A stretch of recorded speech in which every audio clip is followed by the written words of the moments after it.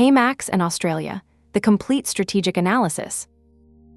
This is an independent analysis of HeyMax and Australia, researched in August 2026 from public sources. It is the fourth volume in a series. Hong Kong asked whether a Singapore loyalty startup could win a hostile market. Singapore asked whether the home market could be kept. The Philippines asked whether a market should be entered at all. Australia asks the uncomfortable question the others could not. What actually happened in the market HeyMax already entered and abandoned, and should it go back? Because Australia is the strange one. HeyMax launched there in November 2023, before its seed round, before Hong Kong, before almost everything. Then, over about 10 weeks, the entry simply stopped. No withdrawal announcement. No post-mortem.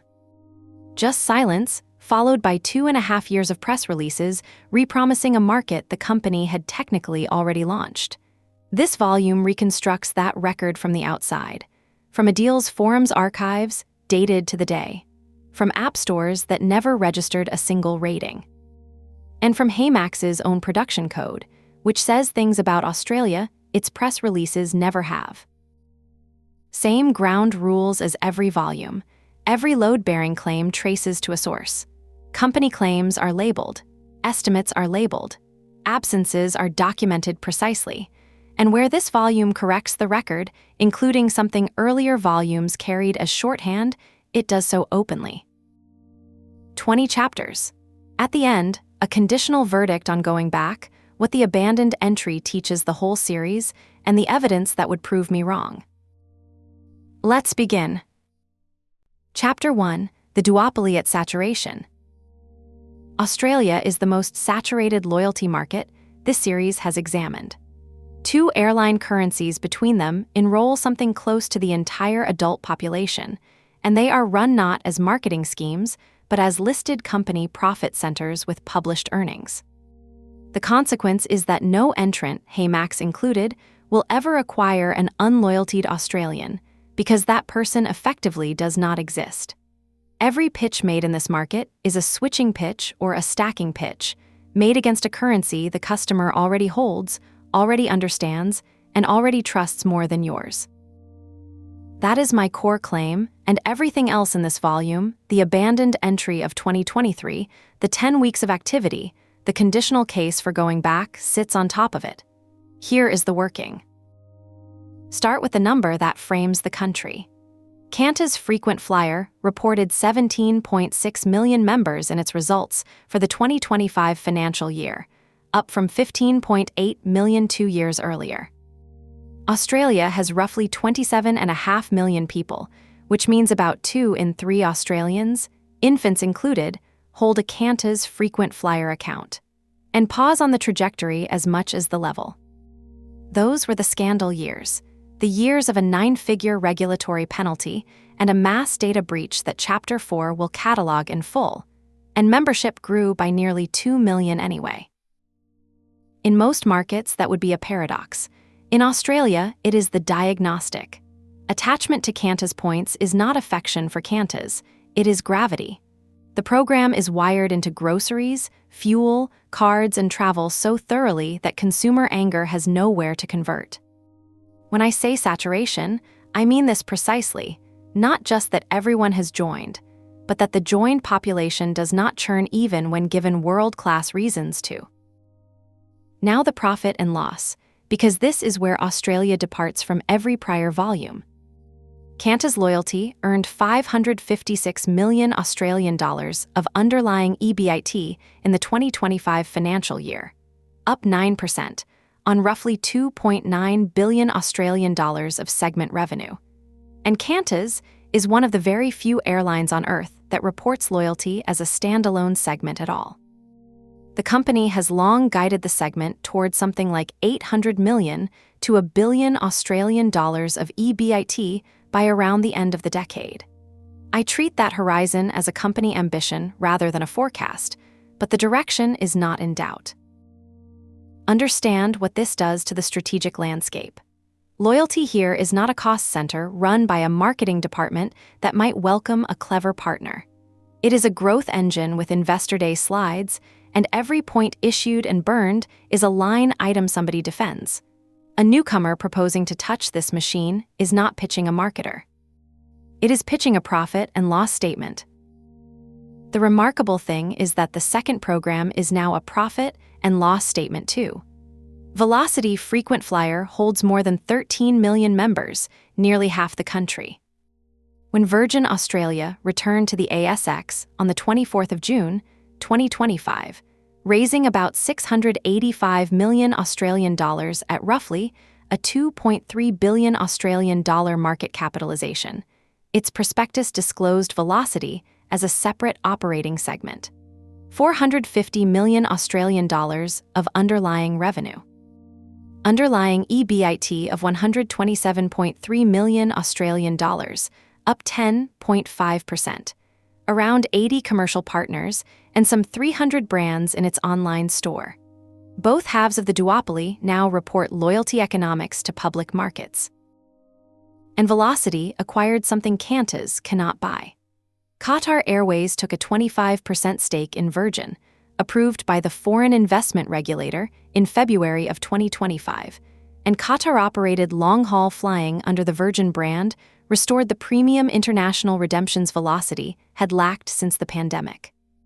The number 2 is funded, listed, growing, and newly connected to a global network. Hold the structure against the earlier volumes, and the difference is one of kind, not degree. Hong Kong had a single dominant currency, Cathay's, scarred by its owner's crisis years, which is why my verdict there was that HeyMax could plausibly be the clear number 2 by the end of 2027 if it executed a visibility-first strategy. There was a vacancy to occupy. Singapore had a beloved anchor in KrisFlyer and a generous card market to stack on. The Philippines had a scarred flag carrier program and a largest domestic airline that shut its program down entirely, a market with holes in it. Australia has no holes.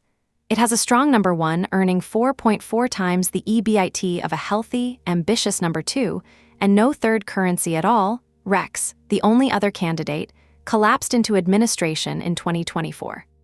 2 currencies are the entire menu. Both are thriving, and both are somebody's fiduciary responsibility. Saturation changes the arithmetic of entry in a way I want to state cleanly before the field chapters complicate it. In an unsaturated market, an entrant can ask people to join something new. In Australia, the only question a consumer will ever ask a loyalty product is, does this feed the balance I already have? Max Miles as a destination currency is a non-starter here in a way it was not even in Hong Kong. The entire population is pre-committed, and, as the OzBargain record in Chapter 8 will show verbatim, the first question Australians asked HeyMax in 2023 was what its points were worth in the only denominations they recognize. A proposition that cannot answer in Qantas points or Velocity points is not competing badly. It is not competing. If the fortress has a crack, it is value, and the crack is recent. In April of 2024, Qantas launched Classic Plus Flight Rewards, more than 20 million additional reward seats, priced dynamically, worth roughly 0.6 of a cent to 1 cent per point. The points press correctly read it as a revenue-managed valve. It burns down enormous balances at controlled value, while the genuinely lucrative fixed-rate Classic seats stay scarce. And it dragged the effective average value of a Qantas point from around 1.5 cents toward 1.25.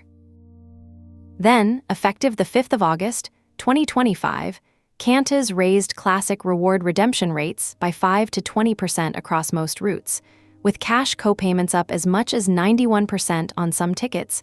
Premium cabins hit hardest. The community coverage was uniformly hostile.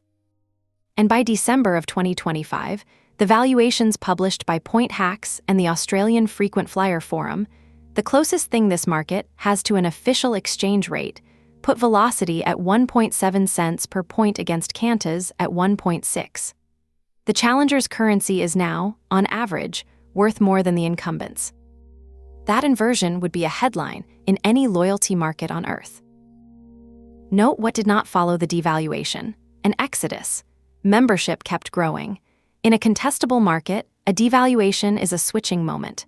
In Australia, where the next chapter will show that groceries, fuel, and cards are hardwired into the same two currencies, a devaluation is whether complained about, priced in, endured. What the devaluation did create is restlessness at the margin, among exactly the high-engagement optimizers who read valuations, and a relative flow of enthusiasm toward velocity, whose points are worth more and whose Amex transfer pipeline keeps it liquid, 2-to-1 from membership rewards, with bonuses of 15 to 30% arriving every 1 to 3 months. Meanwhile, the demand these currencies feed is enormous and at record levels. The Statistics Bureau counted 11.6 million resident trips abroad in 2024, with around 12.6 million projected for 2025, and Australia's distances make the long-haul premium cabin redemption the cultural center of the entire hobby. The appetite is not the problem, the plumbing is. What does this mean for HeyMax? 4 things. First, there is no vacuum to occupy. The November 2023 entry arrived with no genuine bridge into either currency, and Chapter 10 will show that the bridges it claimed were synthetic. In a saturated two-currency market, a miles product without those two currencies is a currency exchange with no currency. Second, the buy side has a name. Qantas, at 556 million Australian dollars of EBIT and self-supplied at every layer, needs nothing from anyone. But Velocity is a newly listed loyalty business that must show growth every half, already buys earn from partners, and is a quarter owned by Qatar Airways, which happens to be one of HeyMax's roughly 20 surviving direct transfer partners. That geometry is the single most important commercial fact in this volume, and the planned chapters will build on it. Third, the devaluation-driven inversion means the restless energy in this market currently flows toward Velocity, which makes the open half of the duopoly also the momentum half. Fourth, saturation is not entirely a curse. Unlike the Philippines, Australia requires no education. Every Australian already believes airline points are worth chasing. The market does not need convincing that miles matter. It needs a reason to believe a third party can add any. Whether such a reason can exist is the question of the next chapter, because the incumbents have already built, in-house, almost everything HeyMax would propose to offer them. Chapter 2, the enclosed value chain. The Australian loyalty duopoly is not two large programs sitting on top of an economy. It is a completed plumbing diagram in which groceries, fuel, online retail, and even the browser at checkout are already wired into one of two airline currencies. Which means the incumbents have not merely defended against the model HeyMax runs, they have internalized it, and the seams a neutral aggregator needs in order to exist are, as far as I can find, simply not there. That is my core claim, and this chapter is a walk along the pipes. Begin at the supermarket, because in Australia the supermarket is where loyalty lives. Woolworth's Everyday Rewards counted 10.4 million active members in the 2025 financial year. Roughly 70% of Australians hold an account, and it bridges directly to Qantas at a fixed 2-to-1 rate, 2,000 Everyday Rewards points becoming 1,000 Qantas points, sweetened by periodic transfer bonuses of around 15%. In December of 2025, it even became an Amex membership rewards transfer partner, pulling the country's one flexible bank currency into the grocery stack. On the other side of the aisle, Coles Flybys reported about 10 million active members at the half-year mark of the 2026 financial year, and it bridges to Velocity at the same 2-to-1 ratio with automatic transfer, so the conversion is not even a chore, plus live bonus promotions running through 2026. Step back and the architecture declares itself. Australia's grocery duopoly has been paired off with its airline duopoly, Woolworths with Qantas, Coles with Virgin, two vertically aligned stacks running from the checkout to the departure gate. The single largest category of household spend is spoken for twice. Fuel is not merely spoken for, it is exhausted. BP earns Qantas points. 7-Eleven earns Velocity. Ampol and EG feed Everyday Rewards, which is to say Qantas. Shell and Ready Express feed Flybys, which is to say Velocity. I looked for an unallocated national fuel network, the way I once looked for unallocated daily spend rails in Hong Kong, and the answer is that there is none. Every liter of petrol sold at scale in Australia already generates somebody's points. In the Singapore volume, HeyMax's home advantage was finding incremental earn on top of an existing stack. In Australia, the incremental layer on daily spend has been pre-sold, all the way down to the service station. Then comes the part that should concentrate minds in HeyMax's product team, because it is HeyMax's own business model wearing an incumbent's uniform.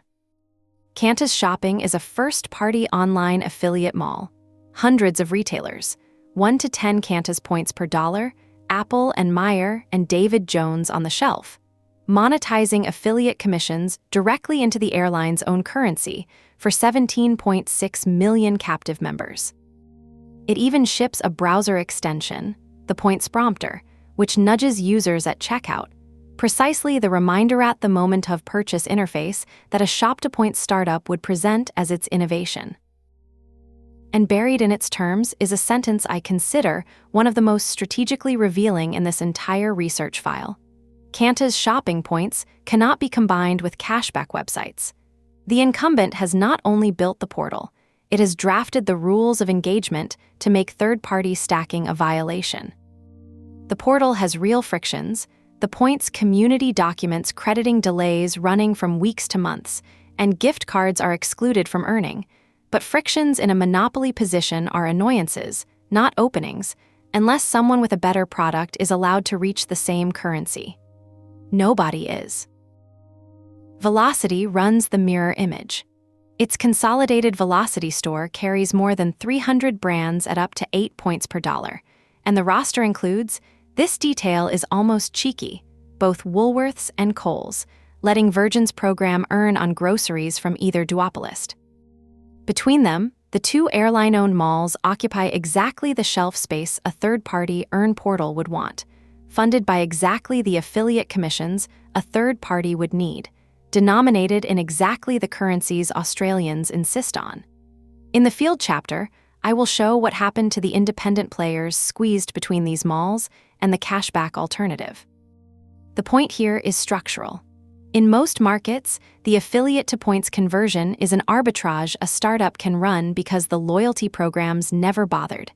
In Australia, both programs bothered. The enclosure extends upward into the rest of the earn ecosystem. Qantas Loyalty is a conglomerate. Qantas Hotels, Qantas Wine, insurance lines, the Qantas Money Card business, a small business program, energy partners, Airbnb Earn, and beneath all of it, wholesale point sales to nearly every rewards credit card in the banking system, since a Qantas Points Earn option is close to universal on Australian bank cards. Velocity's 80-odd commercial partners span rideshare, wine, car rental, health insurance, and hotel transfer partners. When I wrote in the Hong Kong volume that Cathay was building an earn-everywhere lifestyle layer, I was describing an aspiration. Qantas has been operating the finished article for years and reporting its EBIT. Even the one genuinely flexible currency in the market bends toward the duopoly. Amex membership rewards is the only bank-side points bank of consequence. The interchange caps of the next chapter explain why. And its velocity pipe runs at 2 to 1, with transfer bonuses of 15 to 30% arriving every 1 to 3 months. A cadence Australian optimizers schedule their lives around. Qantas, characteristically, does not appear as a general membership rewards partner at all. Access requires its own enrollment program or a co-branded card, the fortress admitting visitors only through its own gate. And when Amex devalued membership rewards in December of 2025, cutting 7 airline partners by up to half, the two survivors of consequence were the velocity rate and the Qantas path. International transfer value was pruned while domestic duopoly value was preserved, concentrating the entire flexible points economy further inward. Even the escape routes laid home. Now hold this against the other volumes, because the contrast defines the problem. In Hong Kong, the seam was Octopus, a neutral, universally held payment rail with its own rewards layer that no airline owned, through which a newcomer could reach daily spend. I have looked for the Australian octopus, and I can report its absence precisely. Opal and Mikey, the transit cards, run no loyalty programs at all. There is no neutral stored value rail with a rewards surface anywhere in the country. In Singapore, the seam was card generosity, uncapped interchange funding 4 miles per dollar, on top of which an aggregator could stack. Australia's caps close that seam too. What remains is a value chain in which every layer between an Australian's wallet and an Australian's award flight, the supermarket, the petrol station, the online mall, the credit card, the transfer bonus, is owned, operated, or contractually fenced by the two programs at the top. The model is not merely defended. It is enclosed. What does this mean for HeyMax? 3 things, each uncomfortable and each clarifying. First, the standard HeyMax self-description, a neutral earn layer that aggregates merchants and feeds miles, describes something Australia already has twice over in-house at scale. Any pitch that sounds like Qantas shopping, but independent, is a pitch to be ignored. And any consumer proposition that quietly competes with the malls will be read by both programs as extraction. A reading Qantas has already codified in its anti-stacking clause. Second, the only durable way into an enclosed chain is to be invited by one of its owners. The pitch that can work is supply, not competition. HeyMax as an additional demand channel and merchant network for the hungrier, smaller, newly listed half of the duopoly, delivering velocity earn in places the velocity store does not reach. Above all in the travel inventory HeyMax already carries, and the incumbents' malls do not. Third, the enclosure is why the abandoned 2023 entry was structurally doomed, independent of execution. HeyMax arrived selling an aggregation layer to the one affluent market on Earth that had already aggregated itself. The next chapter examines the force that built this entire architecture, the regulated card economics underneath it, and the regulatory shock of October 2026 that is about to bend, for the first time in a generation, in an outsider's favor. Chapter 3: The Card Game Australian Rules. Australia is an affiliate margin market, not an interchange market. The central bank has capped the fuel line that powers points cards everywhere else in this series, and its finalized reforms of 2026 are about to cut that line nearly in half. This single regulatory fact explains more about the shape of Australian loyalty and more about HeyMax's odds in it than any competitive dynamic in the field. That is my core claim. The card game exists here, and Australians play it hard, but they play it under rules no other market in these 4 volumes has, and the rules are about to tighten on a published date. Here is the working. Start with the mechanics, because they are the cause of everything downstream. The Reserve Bank of Australia has regulated card interchange since 2003, the fees that flow from a merchant's bank to a cardholder's bank on every transaction, the money that ultimately buys the points on a rewards card. Under the settings that prevailed through 2025, consumer credit interchange was capped at a weighted average of 0.5%, with a ceiling of 0.8% on any single rate, and debit tighter still. Compare the markets I have already covered. Singapore and Hong Kong cap nothing, an interchange of 1.5% to 2%, and more funds the 1.2 to 4 miles per dollar that make those card games worth playing. Australia's rewards fuel runs at 1/3 to 1/4 of Asia's pressure, and the consumer experience follows directly. A mainstream Visa or MasterCard rewards card earns roughly 0.5 point to 1 point per dollar, frequently with monthly earning caps, against annual fees typically running 250 to 450 Australian dollars for the premium points cards. An Australian doing the honest arithmetic on a capped 1 point per dollar card with a 400 Australian dollar fee is not being cynical when she concludes the everyday swipe barely matters. She is being correct. Set this beside the earlier volumes, and Australia's position on the map becomes precise. Singapore was the most generous card market on Earth. The game there was routing every dollar through the right card, and HeyMax's home product logic grew out of that abundance. The Philippines was the opposite failure. earn so weak, at a mile per 30 to 50 pesos, that the mass market rationally refused the game altogether. Hong Kong sat between mediocre earn but strong, internationally liquid currencies, so the game survived. Australia is Hong Kong's shape with a different cause. The earn is weak not because banks are timid, but because the regulator built a ceiling, and the currencies above the ceiling are strong enough, as Chapter 1 showed, worth 1.6 to 1.7 cents a point against the community's valuations, that the population plays anyway. Weak flow, valuable stock. Every behavior in the Australian points culture is an adaptation to that tension. The first adaptation is the exception that proves the cap, American Express. As a three-party scheme, Amex historically sat outside the interchange framework, and it shows 1 to 2.25 points per dollar, the only earn rates in the country an Asian optimizer would recognize. Membership rewards is consequently the only flexible bank currency at scale, with its 2-to-1 velocity pipe and its bonus cadence, while Qantas keeps membership rewards at arm's length behind its own enrollment gate and co-brands. But Amex pays its own tax. Merchants surcharge it at 1.5% to 2% and more, which polices it out of everyday spend. The second adaptation is churning. Because ongoing earn is thin, the acquisition bonus is the game. Sign-up offers of 100,000 to 150,000 points are the dominant lever in the market, and rotating through them is the national sport of the optimizer class, serviced by an entire licensed referral industry I will dissect in the next chapter.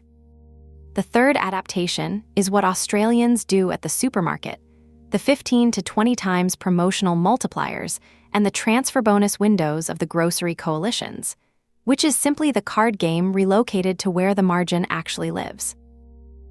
And the manufactured spend valve that Singapore treats as infrastructure barely exists here.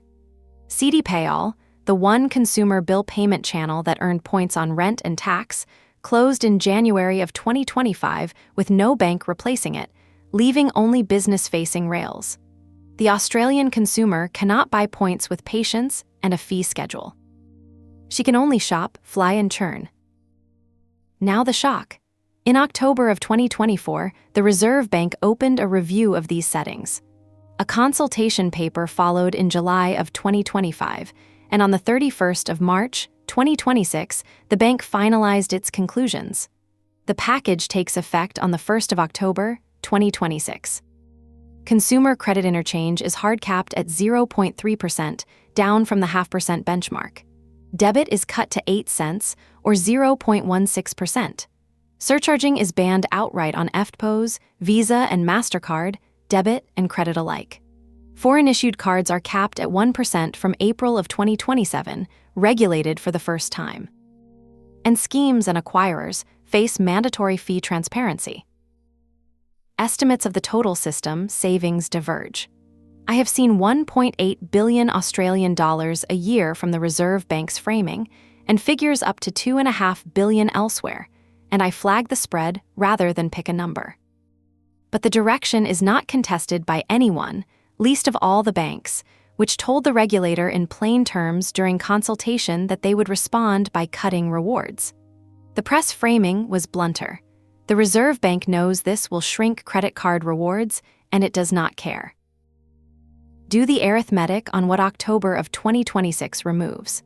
Cutting consumer credit interchange from 0.5% to 0.3% takes roughly 40% out of the funding pool behind bank-issued points, my estimate, and I label it as such, but the direction and rough magnitude follow from the caps themselves. The predictable pattern for the 2027 financial year is earn rate cuts, higher annual fees, tighter caps, and a diminished flow of bank-bought points into both airline programs. The surcharge ban adds a second-order twist. With surcharging gone, the merchant-side price signal against premium cards disappears, but so does the bank's room to fund generosity.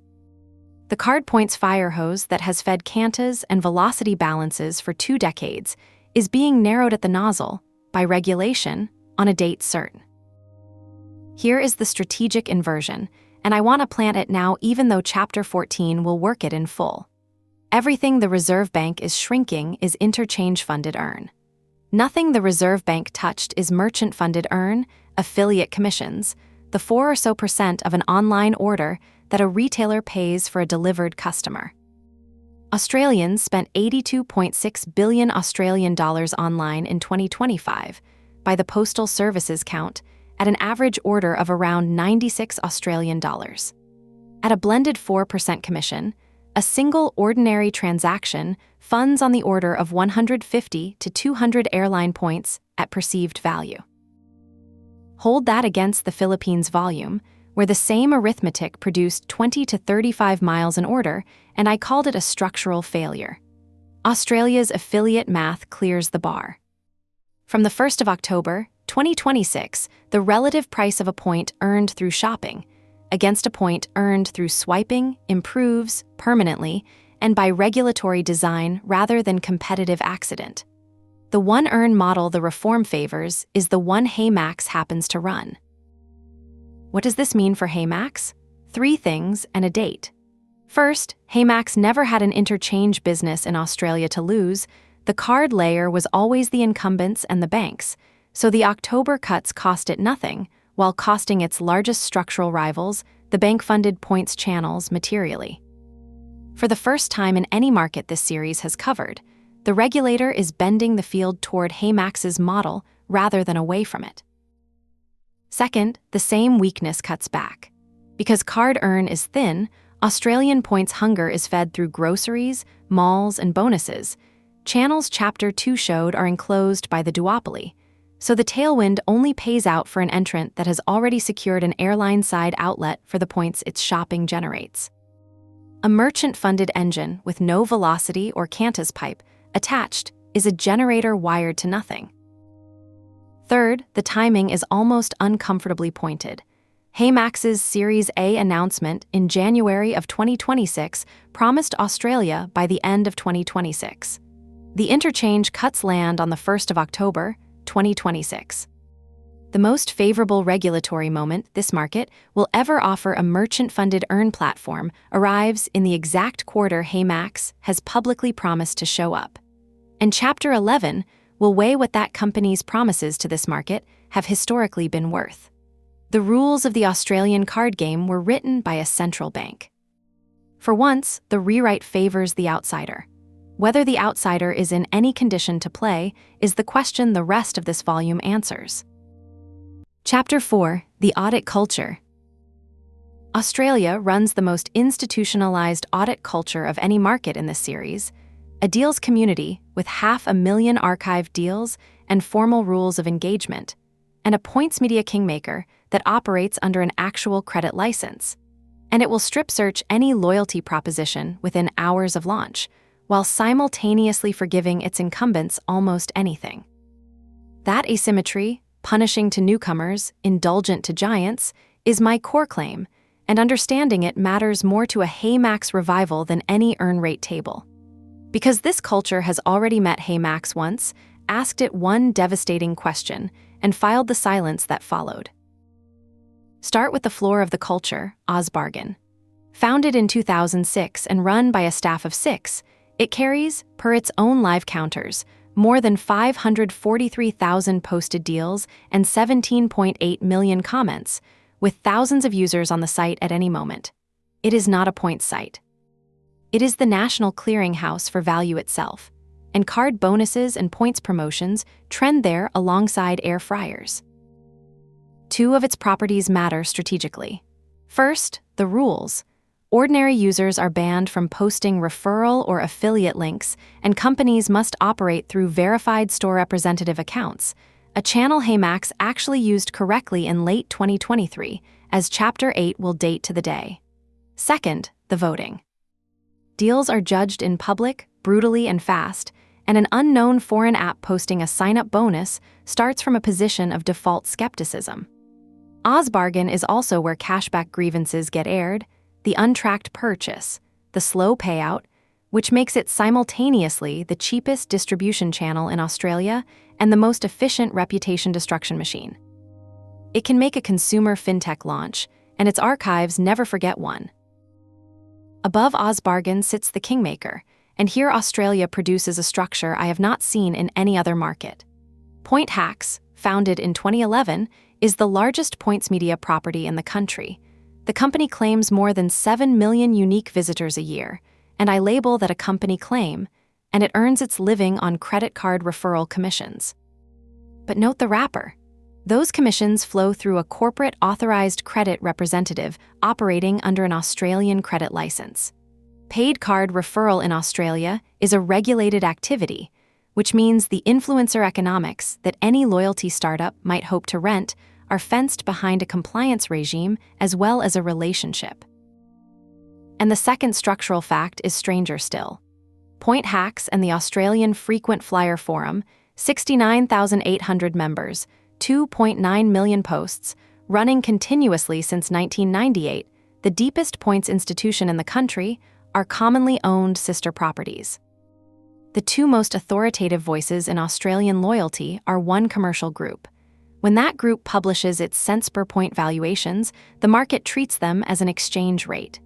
When a program devalues, the alerts go out within hours, as they did on the 5th of August, 2025. And when that group decides a category does not exist, it does not exist. Point Hack's canonical guide to earning Qantas points runs to 23 methods and includes no shopping portal or cashback app other than Qantas's own. The Kingmaker does not currently oppose shop-to-earn platforms. It ignores them, which is worse. Below the Kingmaker, the creator tier is strikingly thin. The closest thing to a points influencer economy is Steve Huey, the self-styled points whisperer of iFlyFlat, a business-to-business practice helping company owners convert spend into premium seats, a media-friendly niche rather than a mass channel. There is no Australian Mile Lion, no professional Miles Authority class of the kind Singapore's generosity funded, no large independent YouTuber. In the Philippines volume, I found the same absence and traced it to economics: no card generosity, no commissions, no creators. Australia's version is different. The commissions exist, but the licensing regime and the common ownership of Point Hacks and the Frequent Flyer Forum have concentrated them into a single institution. Either way, the practical consequence for an entrant is identical. There is no long tail of voices to seed. Coverage from the one group that matters is binary, and nobody in the shop-to-earn category has ever obtained it. Now watch the culture at work on HeyMax itself, briefly, because Chapter 8 owns the full record. Within days of the November 2023 Oz Bargain debut, commenters had classified the product, a portal earning miles instead of cash, like cash rewards or shopback, and asked the only question that matters in an audit culture. How much is 3.45 max miles per dollar actually worth, and how does it compare to the Qantas alternative? By the final deal in January of 2024, the thread contained the sentence that should be laminated and hung in HeyMax's product war room. The website still refuses to tell us how many points we earn per merchant. No hostility, no pylon. Several commenters reported their $10 gift cards arriving overnight and said so warmly. Just an audit, performed free of charge within hours, that identified the product's fatal disclosure gap and waited for an answer that never came. The culture did exactly what it does. The company did not. And yet this same market forgave Qantas everything, which is the half of the story an entrant misreads at its peril. Run the charge sheet. Roughly 120 million Australian dollars in penalty and remediation, including a federal court penalty of 100 million Australian dollars, approved in October of 2024. For selling tickets on thousands of flights it had already decided to cancel. A settlement of 105 million Australian dollars over pandemic flight credits. A high court ruling that outsourcing 1,700 ground handling jobs was illegal. And in July of 2025, a breach exposing 5.7 million customer records, frequent flyer data included, released to the dark web after a ransom deadline passed. Any one of these would end a startup.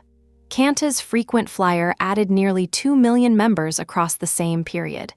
The audit culture, it turns out, is not a fairness culture. It prices reliability and value, not virtue, and it prices them asymmetrically. An incumbent whose currency is wired into your groceries earns scandal amnesty through sheer gravitational utility, while a newcomer with no gravity is audited down to the decimal point on day one.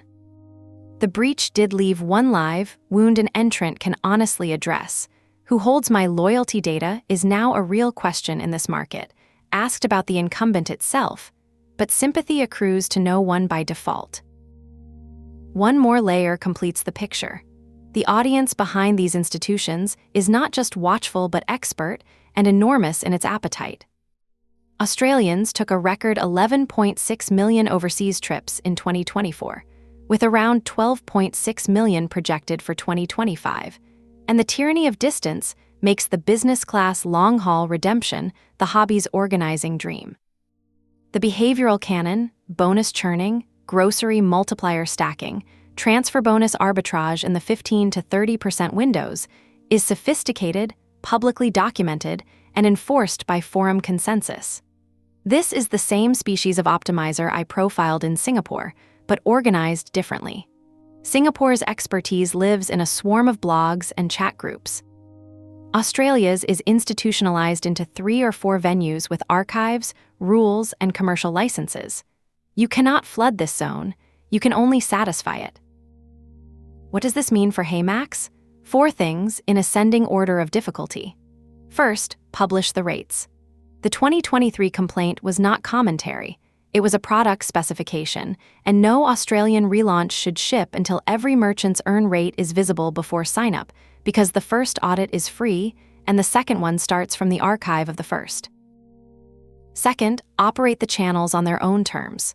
The store representative lane at OzBargain worked once and remains open, but it is a permanent commitment to a community with 17 million comments of memory, not a 10-week campaign. Third, treat the Kingmaker as a strategic account, not a media buy.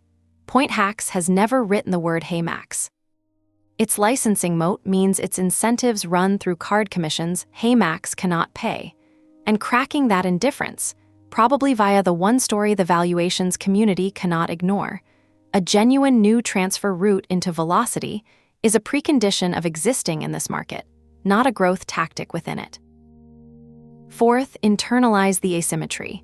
HeyMax will get no scandal amnesty, no benefit of the doubt, and no second first impression. In Australia, the audit is the market.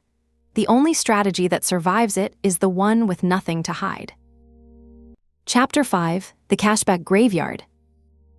The most important event in HeyMax's Australian competitive set happened while HeyMax wasn't looking. On the 8th of September, 2025, Cash Rewards, the bank-owned market leader in exactly the lane HeyMax occupies, shut down, and the autopsy shows it died of acquisition economics, not gross margin. That distinction is load-bearing for everything this volume later concludes, because it determines what kind of graveyard this is. Not proof that the shop-to-earn model fails in Australia, but proof of the precise line item that kills it, and a vacancy notice for the one position in the field nobody now holds. That is my core claim. Here is the body of evidence. Take the corpse seriously, because it was no minnow. Cash Rewards was founded in 2014, listed on the ASX in December of 2020, and was then taken fully private in early 2022 by ANZ Bank's venture and innovation arm, a firm called 1835i. That made it a cashback platform owned outright by one of the country's 4 major banks, with the balance sheet and distribution that implies. It grew to around 2,000 brand partners, and a membership the press variously reported at 2 to 2.5 million. The sources differ, so I will say over 2 million. And across its life, it facilitated some 3 to 4 billion Australian dollars in sales. Then ANZ's incoming chief executive, Nuno Matos, ran a strategic review, concluded the rewards business had not performed to the bank's expectations, and closed it at midday on the 8th of September, 2025. ANZ wrote off roughly 100 million Australian dollars, including 78 million of goodwill. Weeks later, the venture arm itself was wound down. The strongest, best-funded, best-distributed independent player in Australian shop-to-earn did not pivot, did not sell, did not shrink to profitability. It was simply switched off. Now the autopsy, and I want to be precise about the cause of death, because the lazy reading gets the strategy wrong. What did not fail was gross margin. Affiliate commissions on $3 to $4 billion of facilitated sales are real revenue, earned at rates that, as Chapter 3's arithmetic showed, comfortably fund meaningful rewards per transaction in this market. What failed was everything below the gross line. The cost of acquiring members, reactivating them, and servicing them, measured against the net margin each one generated, judged by an owner whose alternative uses of capital pay bank-scale returns. Cash rewards spent like a growth company to stand still in a mature market, and a bank declined to keep writing the checks. Contrast the Philippines volume, where my verdict against entry rested on gross margin arithmetic, 20 to 35 miles per order that no amount of discipline could rescue. Australia is the opposite failure mode. The unit of value works. The cost of assembling the audience is what killed the leader. A reviver's entire entry math must therefore be built acquisition cost first, and the research's guardrail, acquisition at $30 a head or less, is not a nice-to-have, but the difference between HeyMax's model and cash rewards' grave. 2 collateral deaths matter as much as the headline one. First, when cash rewards died, its velocity earn option died with it, and that option was the only mainstream shop-to-points choice Australians had, the one place an ordinary consumer could route online shopping into airline points outside the airline's own malls.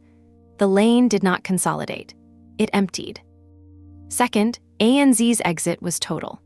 With cash rewards gone and its venture arm dissolved, one of the 4 major banks now has no retail offers layer at all, a hole in the bank-embedded landscape that says everything about how the boardroom class currently prices this category.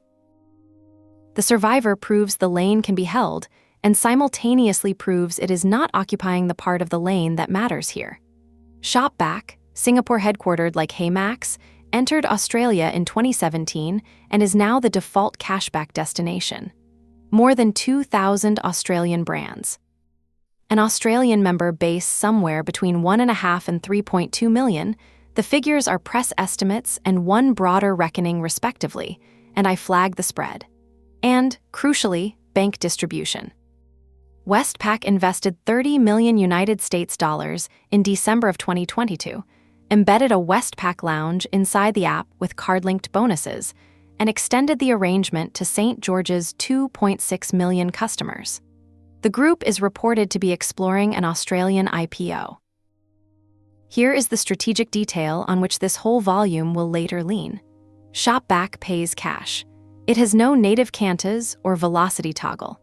Its own marketing frames airline points as something you earn from your credit card on top of its cashback, and the points community's canonical earn guides list no cashback app at all. The scaled survivor of the Australian graveyard has deliberately not claimed the points-denominated position. Meanwhile, Top Cashback, the British-owned pure cash player with more than 1,300 Australian retailers, is openly recruiting orphaned cash rewards members, and CommBank's Yellow program shows the biggest bank keeping deals in-house. The cash side of the field is contested, the points side is vacant. Widen the lens and the graveyard has older graves, all carved with the same epitaph. Unlocked, the Melbourne ad tech that paid users to engage, collapsed in 2018. Liven, the dining rewards app, survived only by abandoning consumers and pivoting to business software. Ascenda, the loyalty infrastructure vendor, shows no visible Australian bank footprint. And against these, the counterexamples that sharpen the lesson.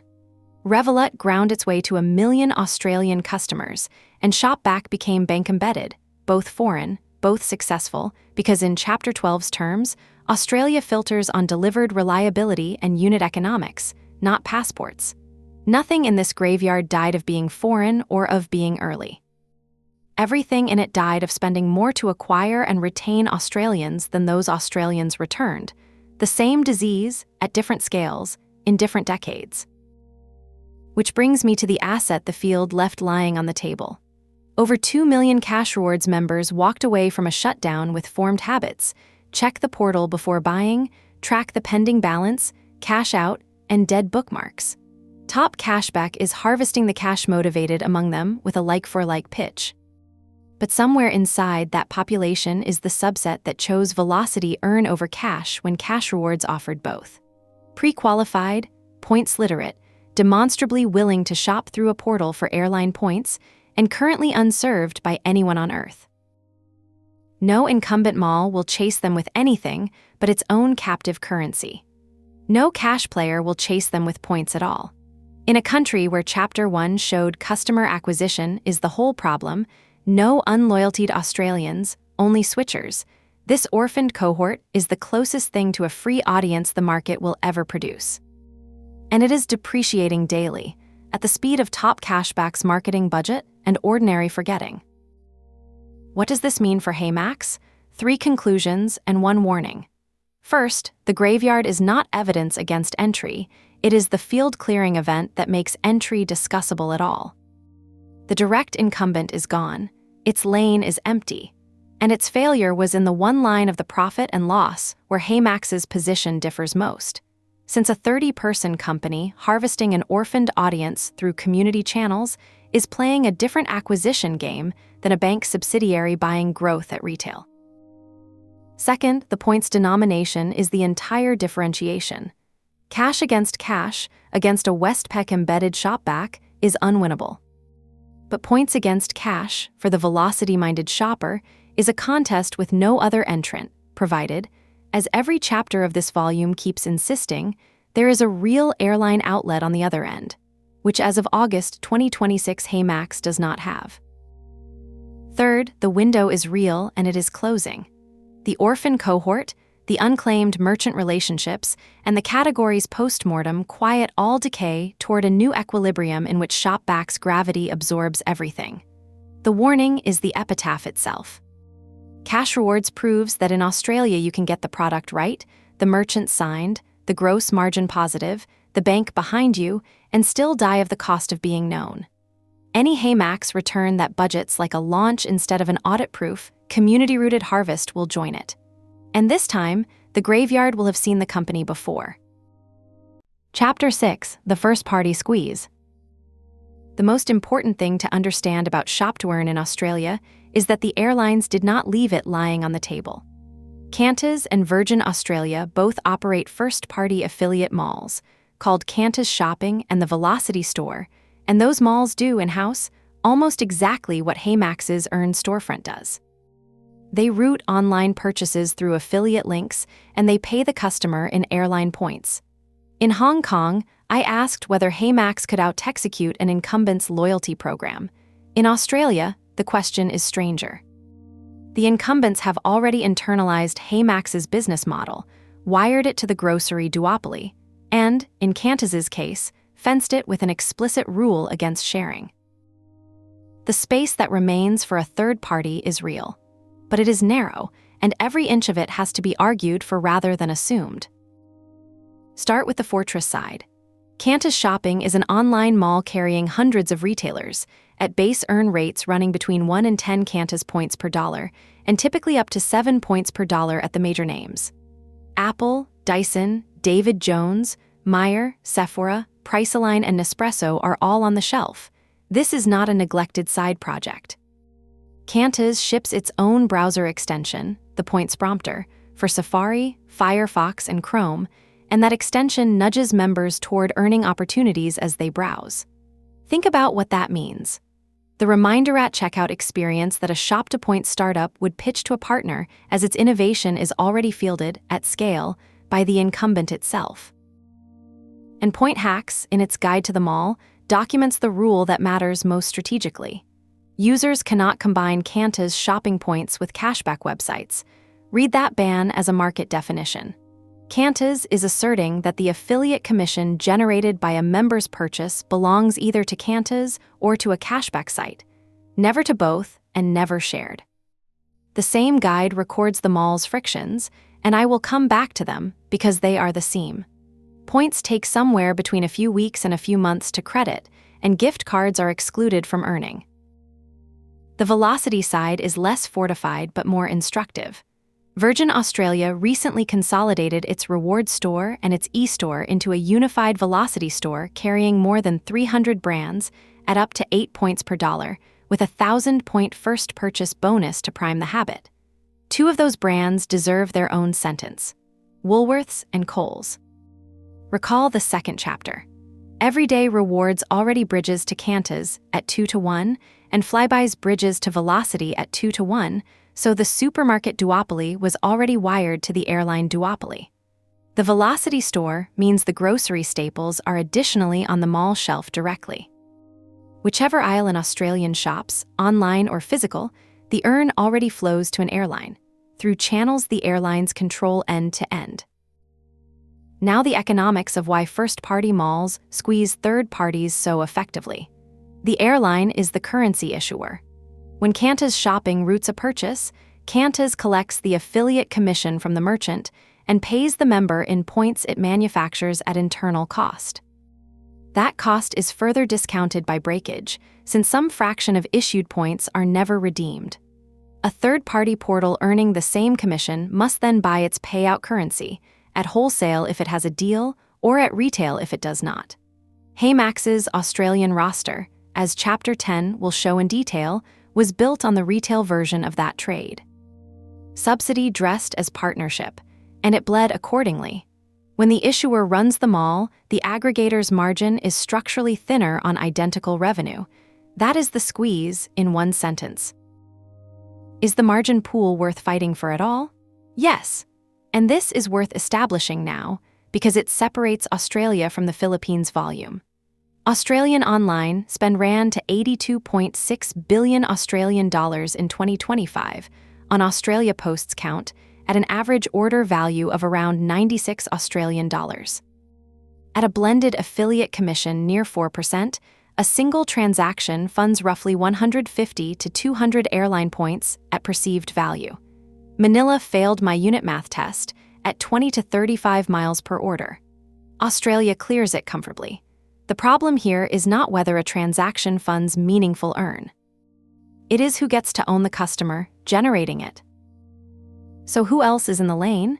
Here the field chapter's findings sharpen into something almost eerie. Shopback, the scaled survivor, is cash-denominated by conviction.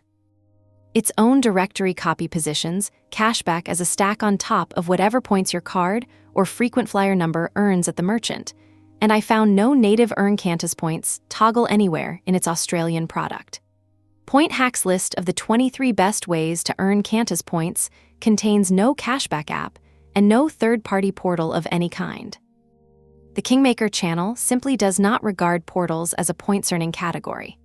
And Cash Rewards, the one player that did carry a Velocity Earn option, died in September 2025, with roughly 100 million Australian dollars written off, taking the option with it and orphaning more than 2 million members. Put those three facts together, and the shop-to-points lane in Australia is, as of August 2026, literally unoccupied. But it is vacant in a very particular way.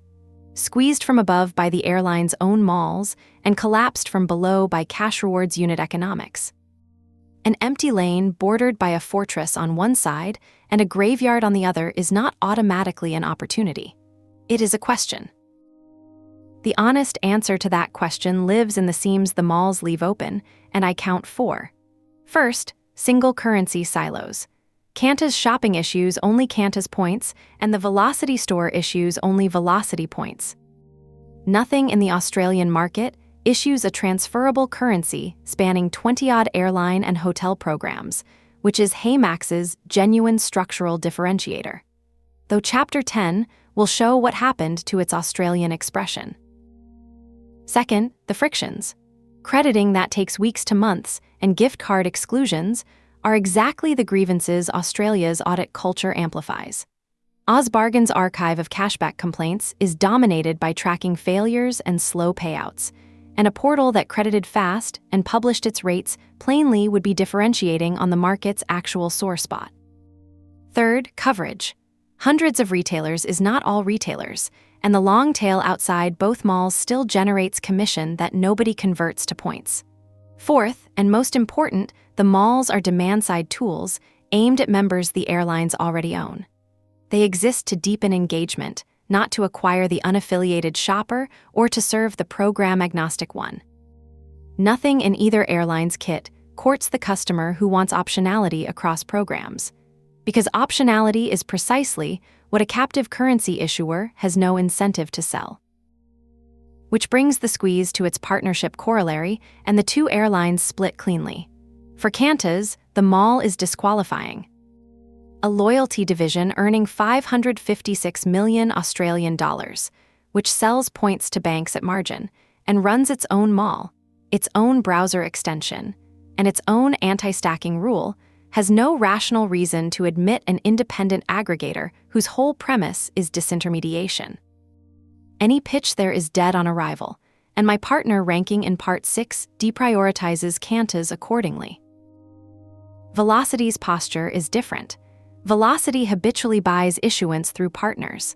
The Flybuys Bridge, 7-Eleven Fuel, some 80 commercial partners, and its loyalty results, freshly reported after the IPO at $450 million Australian dollars in revenue, with double-digit EBIT growth, describe a growth story that needs feeding.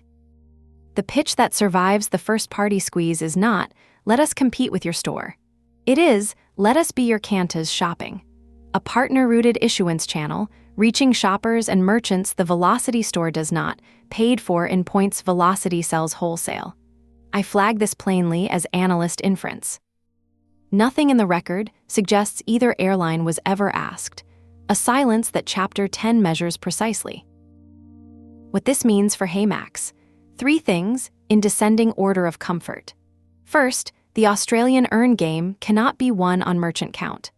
A subscale storefront will never outshelf malls carrying hundreds of airline-branded retailers, and Chapter 9 will show just how subscale HeyMax's live Australian shelf actually is.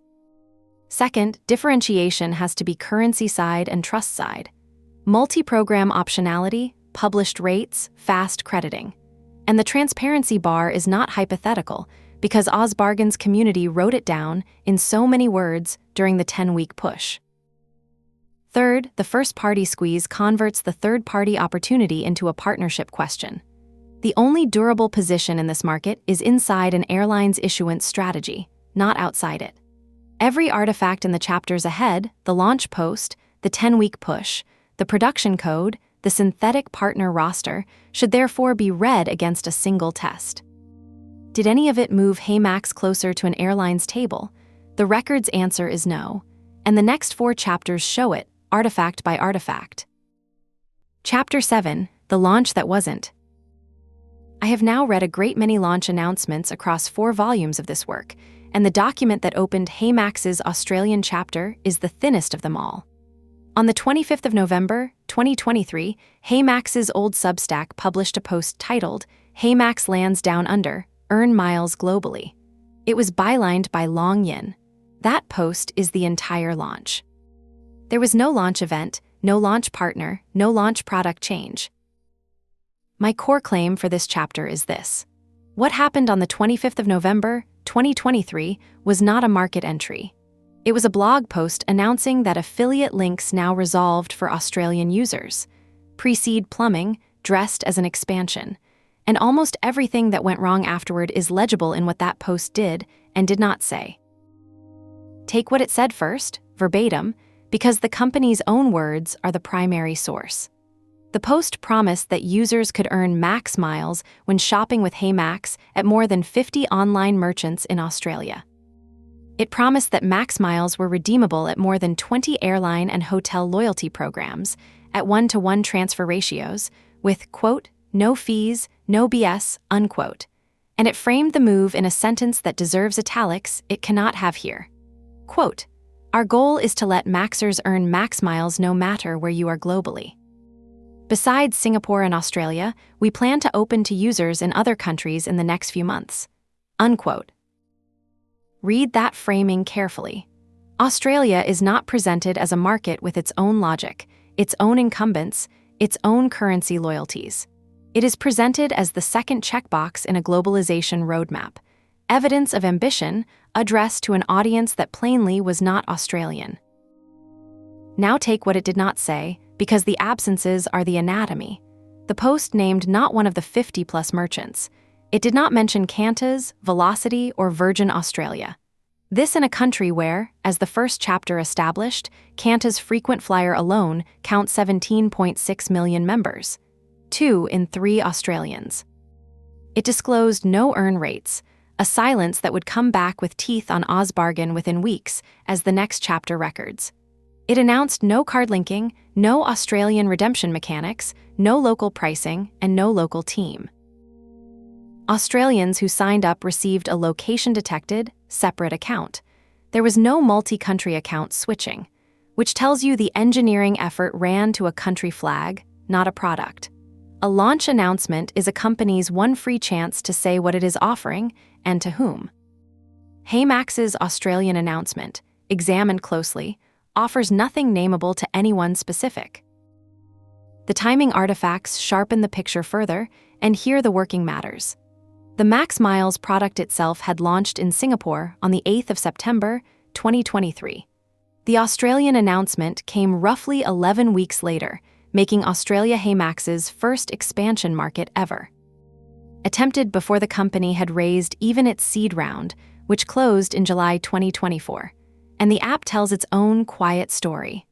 Apple's own App Store search data records the release date of the iOS app on the Australian storefront as the 4th of October, 2023, 7 weeks before the launch post. Australia's launch required no new app and no visible new build. The app was already sitting on the storefront.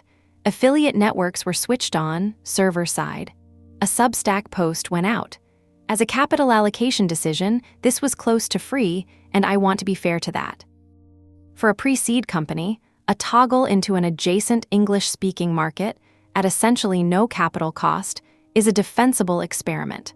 The trouble is that experiments and entries are different species, and the company chose the vocabulary of entry. The follow-up communications confirm which species this was. On the 5th of December, 2023, 10 days after the launch post, the same Substack published a piece trumpeting a 1-to-1 transfer ratio for all 20-plus airline and hotel partners, and it named not a single partner. I want to flag the discipline point explicitly, because this volume leans on it throughout. That is a company-claimed number with no verifiable referent. The only continuous public record of who HeyMax's partners actually were, at any moment, is MileLion's archive in Singapore.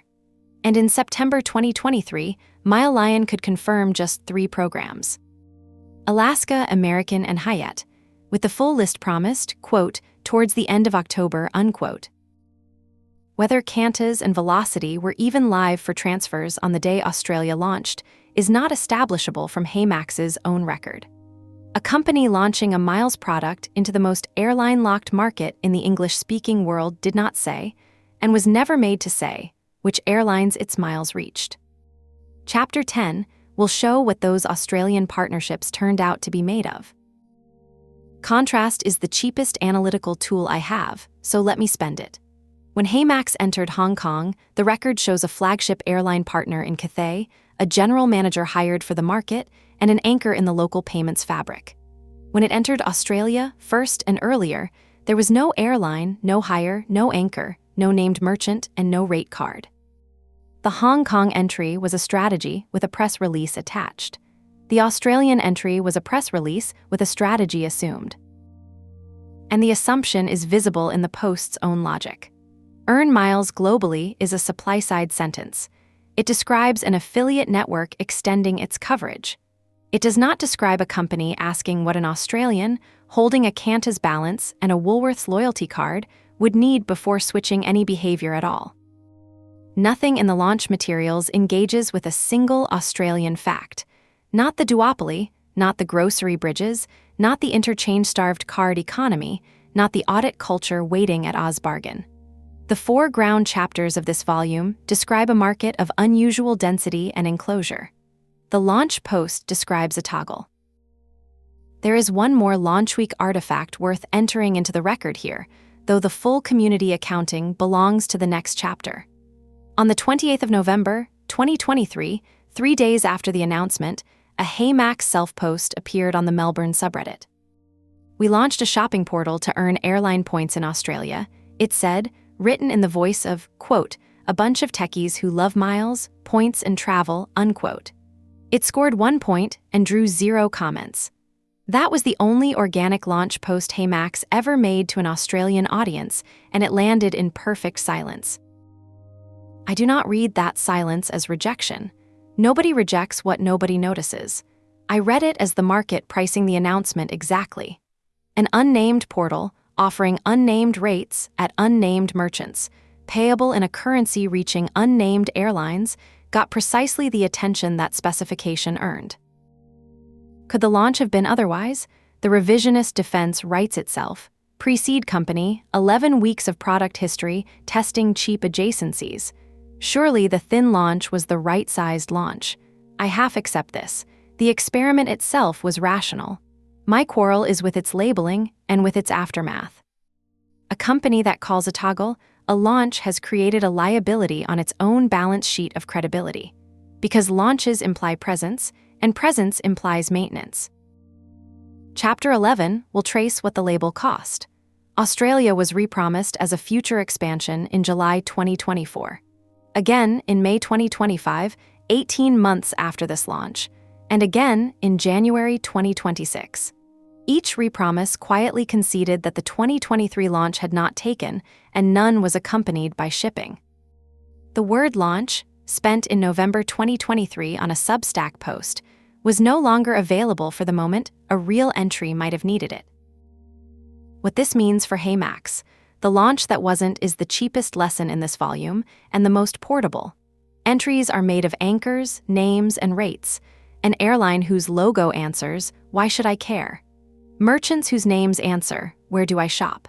And earn rates that answer the first question any Australian forum will ask within a day.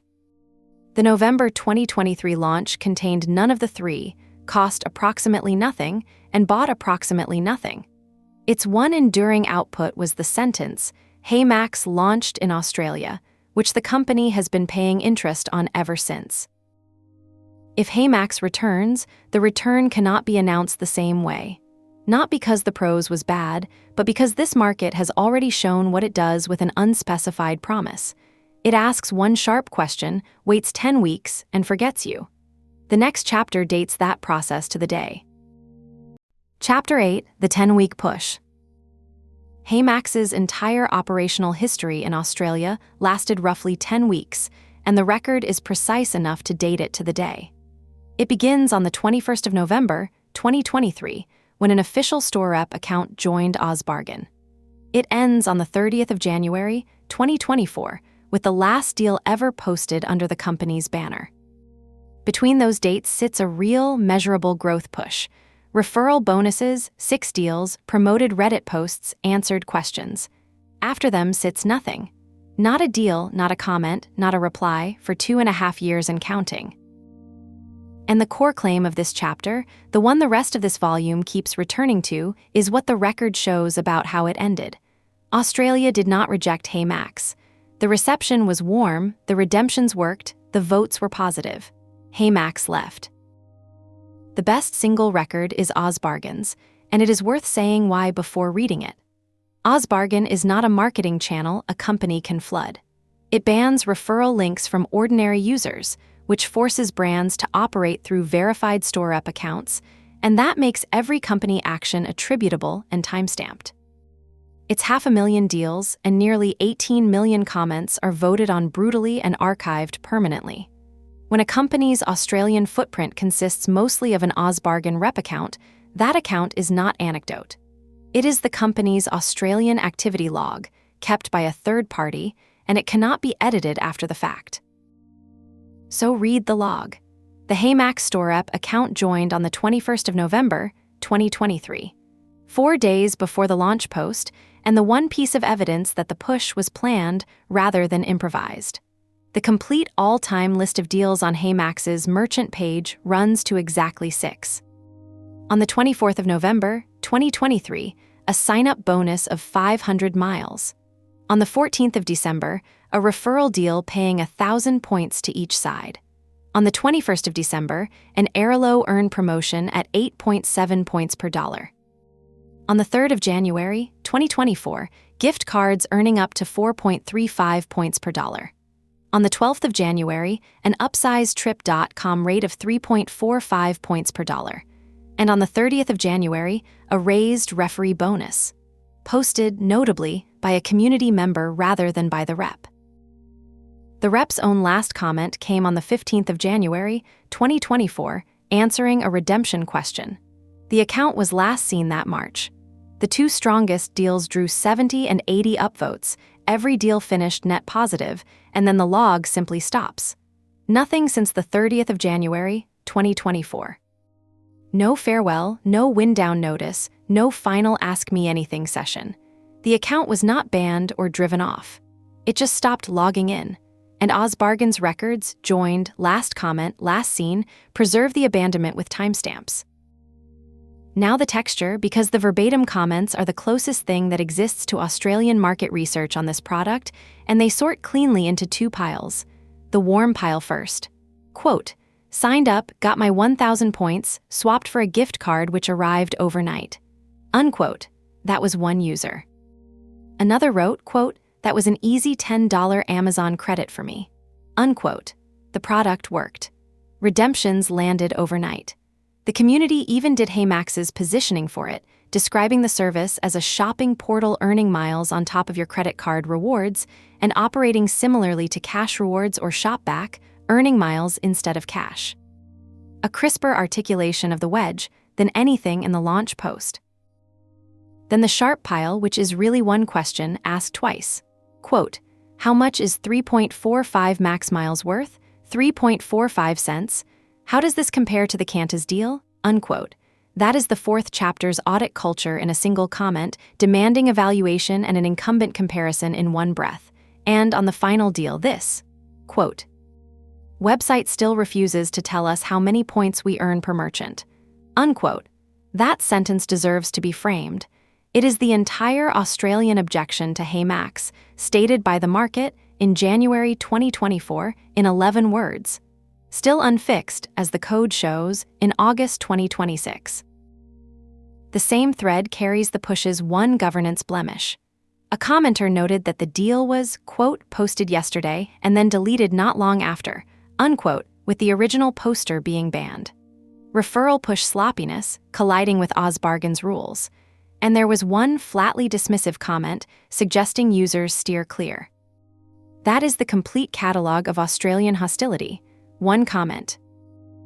The push extended beyond OzBargain, and every other channel tells the same 10-week story with less warmth. The Melbourne subreddit launch post of the 28th of November, 2023, scored 1 point and drew 0 comments. HeyMax ran paid promoted posts on Reddit from the 18th of December, 2023. The Oz Finance subreddit's entire HeyMax history is one comment from the 24th of January, 2024, recommending the platform and getting the facts wrong. It claimed redemptions at Qantas, which tells you the referral push was propagating faster than accurate information about the product. The churning community, the exact audience for a miles product, records 0 mentions on its subreddit ever. The Australian Frequent Flyer Forum, 2.9 million posts deep, contains exactly one HeyMax thread in its history, titled HeyMax Referral, started on the 30th of January, 2024, by a member describing the service as cash rewards or Shopback for travel points. It received 0 replies. Note the date. The same day as the last OzBargain deal, the tale of the same referral wave, and the precise moment the entire Australian record goes dark. What follows in the archive is detritus. A referral post on a Beer Money subreddit in June 2024, pitching Shopee, Lazada and FairPrice, Singaporean merchants, to an Australian audience. And a December 2024 post, titled Multiply Your Miles with HeyMax in Singapore and Australia, removed by moderators. The company's own marketing had stopped distinguishing Australia from Singapore within months of leaving. Then there are the zeros, which I want to document as carefully as the activity, because verified absence is this volume's method. Point Hacks, Australia's kingmaker points site, with 7 million claimed annual unique readers, has never covered HeyMax. A search of its publishing archive returns an empty set, while a control query returns normally, so the 0 is real, not a search artifact. The Apple App Store's Australian storefront shows 0 ratings for the HeyMax app, not a low average. 0 ratings, across roughly 2.8 years on the shelf. In the same period, the Singapore storefront gathered ratings averaging 3.7 stars, and Hong Kong's averaged 4.05. Australia's storefront performs identically to New Zealand's and America's, countries where HeyMax has never operated. Google Play's Australian listing shows no star rating at all, suppressed below the display threshold for want of volume, while the same listing viewed from Singapore shows 3.7 stars across 127 reviews. And HeyMax's own communications complete the silence. The company's wrapped post for 2023 counted more than 25,000 users and 23 million max miles globally, granted Australia a single line, HeyMax lands in Australia, and attached no Australian number to it. No HeyMax communication, before or since, has ever published an Australian user count, merchant count, or revenue figure. The company has now held the market for 33 months and has never once claimed a result in it. Step back, and the shape of the thing is unmistakable. This was a referral-led growth experiment with a budget measured in gift cards, run competently enough to earn net positive votes on every deal, landing on a community that was, by the standards the fourth chapter established, remarkably generous with it. The experiment surfaced exactly one product objection, and it was fixable: publish the earn rates. Nobody fixed it. The experiment needed exactly one thing to compound: somebody whose job it was to iterate. Nobody had that job. No Australian hire has ever appeared in the company's career's history, and the rep account going silent in mid-January 2024 is, functionally, the entire Australian organization chart winding itself up. The push did not fail on demand. It was never resourced long enough to find out what demand there was.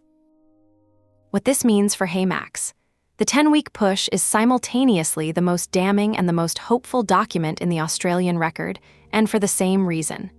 Damning because the warmth is what convicts. A market that upvoted the deals, redeemed the points overnight, and asked one clear, answerable question was met with silence and then abandonment. That is not a market verdict. It is a staffing decision.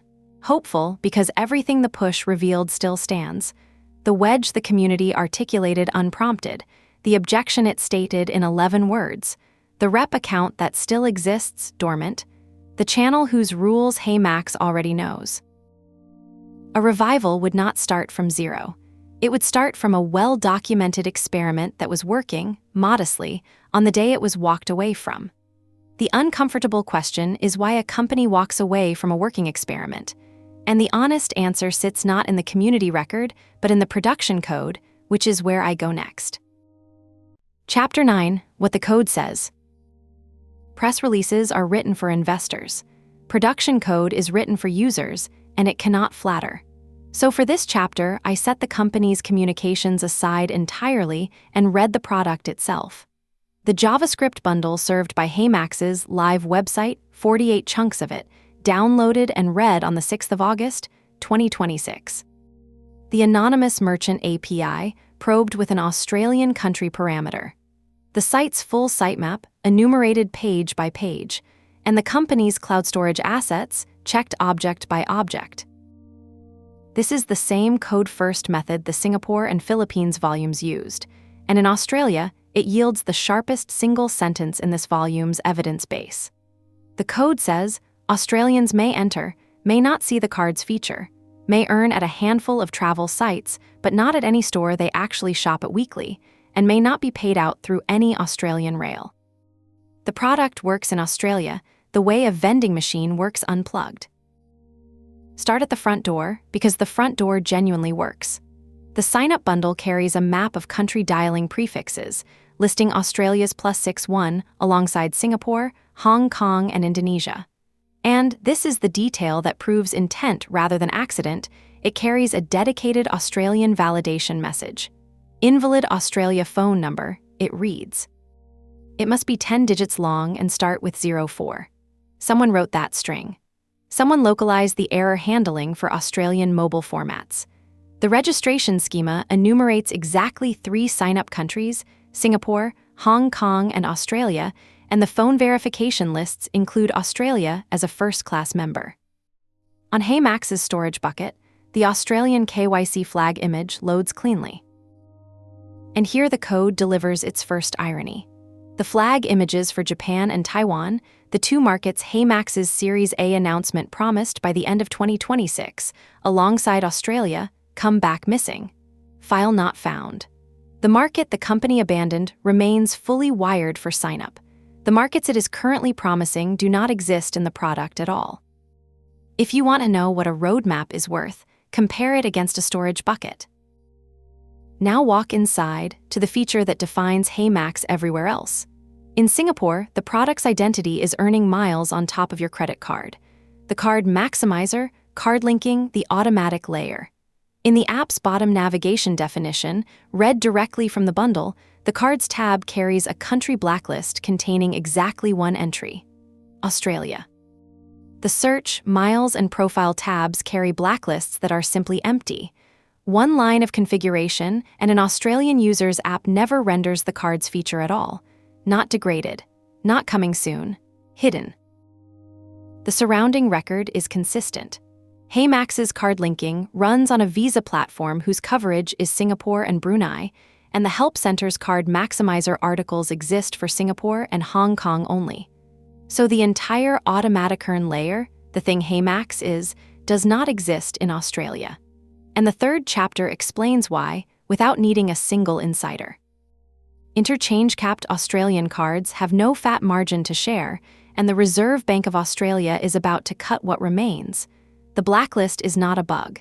It is the Reserve Bank's card economics, expressed as a single line of configuration. But note what it concedes. Without the card layer, HeyMax in Australia is a click-through affiliate portal and nothing more. Which is to say, it competes exactly where Shopback is strongest and where Cash Rewards died. Next, the shelves. HeyMax's Merchant Reward API accepts a country parameter, and querying it as an Australian is an education.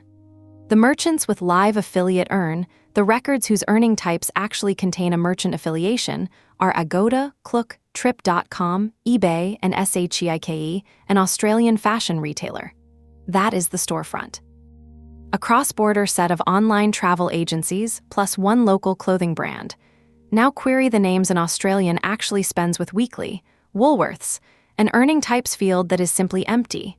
Coles, empty. Chemist Warehouse, empty. Meijer, empty. Every Qantas entity in the database: Qantas Pay, Qantas Airways Limited.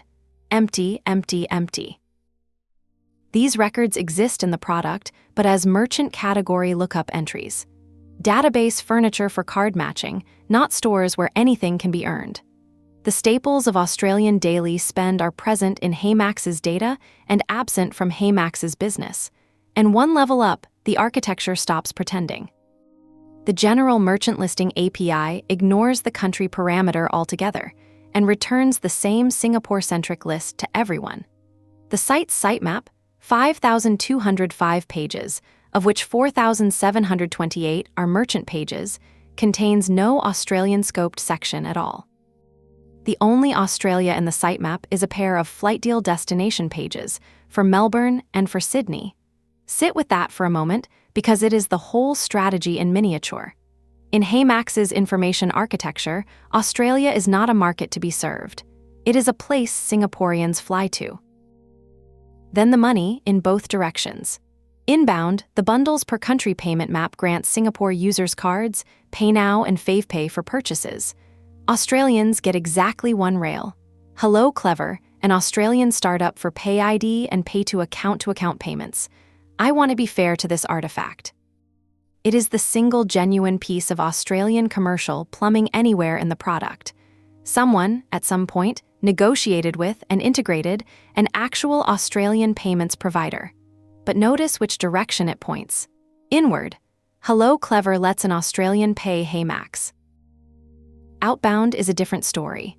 The redemption schema for Fly Anywhere, the product's Cash Toward Flights feature, defines its credit methods as a payout list containing exactly 2 entries, and both are foreign. PayNow, which is Singapore's rail, and Hong Kong's faster payment system.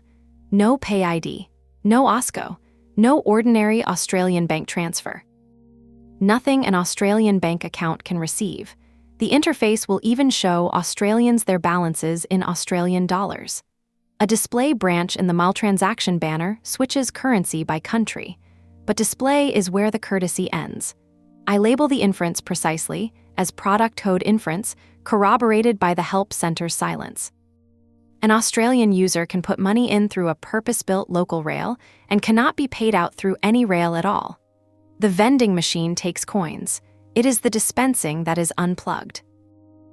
Assemble the artifacts, and the code resolves the question the last chapter ended on. Why walk away from a working experiment?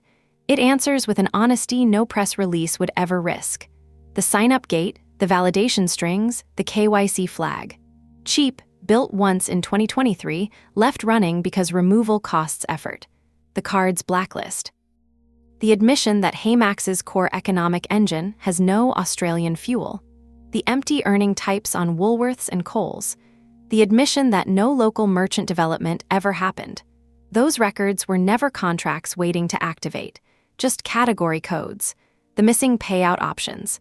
The admission that no one ever expected Australians to redeem at scale. 10 weeks of Oz bargain deals sat on top of this scaffolding, and when the deal stopped, the scaffolding neither grew nor shrank. Nothing in the bundle suggests active Australian development at any point since. Nothing suggests deliberate shutdown either. The code describes neither an entry nor an exit. It describes a feature flag someone stopped thinking about. And yet the same artifacts, read as a revival engineer would read them, carry the volume's most practical good news. The 4 gaps between HeyMax in Australia and a functioning product are all visible, all enumerable, and none of them is research.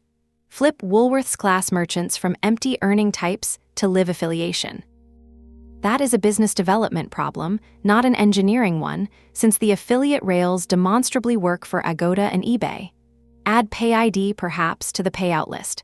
2 short strings of text. Delete the single entry, Australia, from the card's blacklist. Or don't, since the card layer arguably should stay dark under Australian interchange. And extend a partner roster, which is the next chapter's subject and the only genuinely hard item on the list. Australia is, uniquely among HeyMax's promised markets, already wired. Japan and Taiwan need building. Australia needs deciding. What this means for HeyMax: code is strategy. That is the thesis this series keeps reproving, and Australia is its cleanest demonstration yet, because here code and communications point in opposite directions. The press said launch in 2023, said expansion in 2025, said end of 2026 in the Series A. The code says, and has said continuously for almost 3 years, signups welcome, cards hidden, staples empty, payouts impossible. When a company's public roadmap and its production bundle disagree, believe the bundle. The bundle also defines, precisely, what believing a revival would require. The day Woolworths earning types are no longer empty, and an Australian payout rail appears in that payout list, the reentry is real. Until those changes exist, every Australian promise is exactly as substantial as a flag image that comes back file not found. But code can only carry earn and payout. The currency itself needs somewhere to go. What happened to the 2 Australian programs that were supposed to be that destination is the strangest story in this volume, and it is next. Chapter 10, The Synthetic Partners. HeyMax never had an Australian airline partnership. It had 2 Australian entries on a transfer partner list, and for a while, one of them may even have functioned like a partnership. But what stood behind those logos, the record now shows, was subsidy. HeyMax buying points at retail and calling the result a transfer. When both Australian programs vanished from the roster on the 1st of June, 2026, nothing commercial was severed, because nothing commercial existed. And that finding forces this chapter to do something uncomfortable. It has to correct my own earlier volumes. The Singapore and Philippines analyses used the shorthand that Qantas was cut in the June 2026 purge. Shorthand that quietly implies a relationship ending. The Australian record, read closely, says the opposite. Qantas never cut HeyMax. HeyMax sunset the workaround itself. The distinction is not pedantry. It changes what a revival would mean, and I will spend this chapter earning it. First, a note on sources, because the evidentiary situation here is itself a finding. HeyMax has never published a partner list in its own archives. Its December 2023 post, celebrating a 1-to-1 transfer ratio for all 20-plus airline and hotel partners, names not a single one of them. The only continuous public record of who HeyMax's partners actually were, at any given moment, is the archive of MileLion, the Singaporean miles site that has covered the product since launch. That an analyst must reconstruct a company's partner history from a third-party blog is a disclosure verdict all by itself. It is also why every date that follows can be given precisely. Now the arc in 5 dated steps. Step 1. At the shopping portal's launch in September 2023, MileLion could confirm exactly 3 transfer partners: Alaska, American, and Hyatt, with the full list promised, quote, towards the end of October 2023, unquote.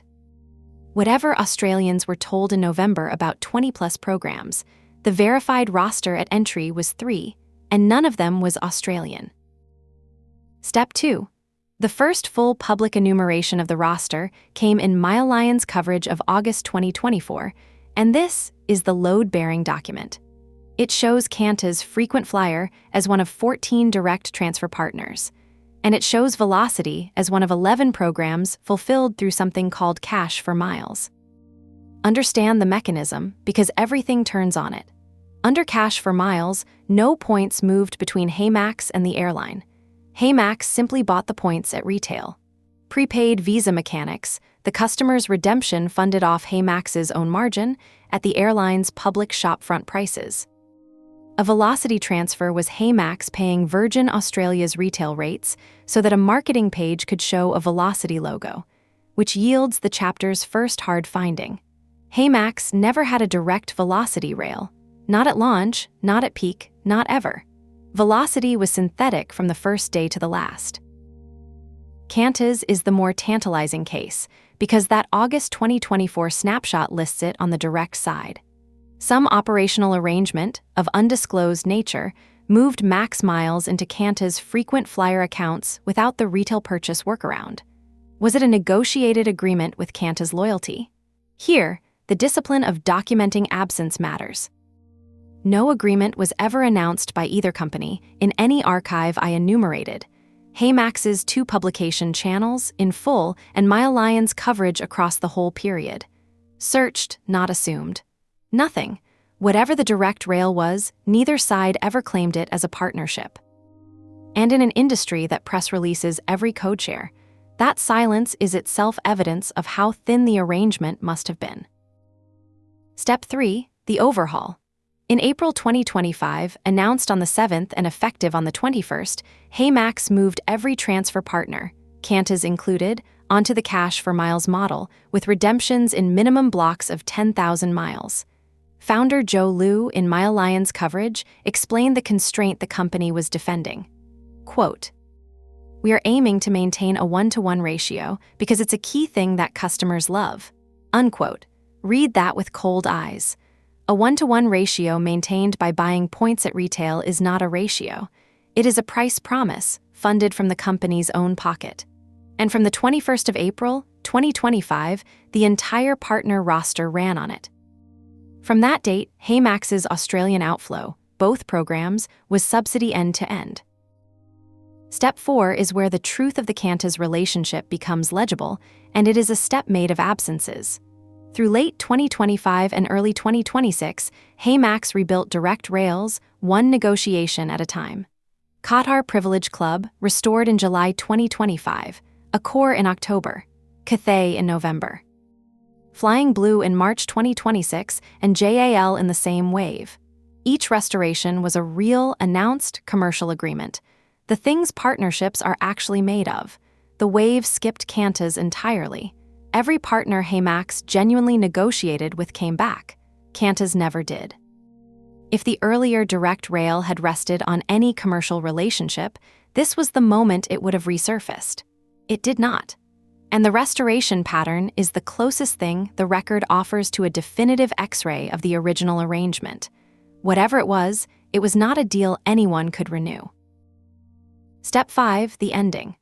On the 18th of May, 2026, Mile Lion reported that HeyMax was killing cash for Miles outright, removing 17 partners effective the 1st of June, with redemptions honored through the last day of May.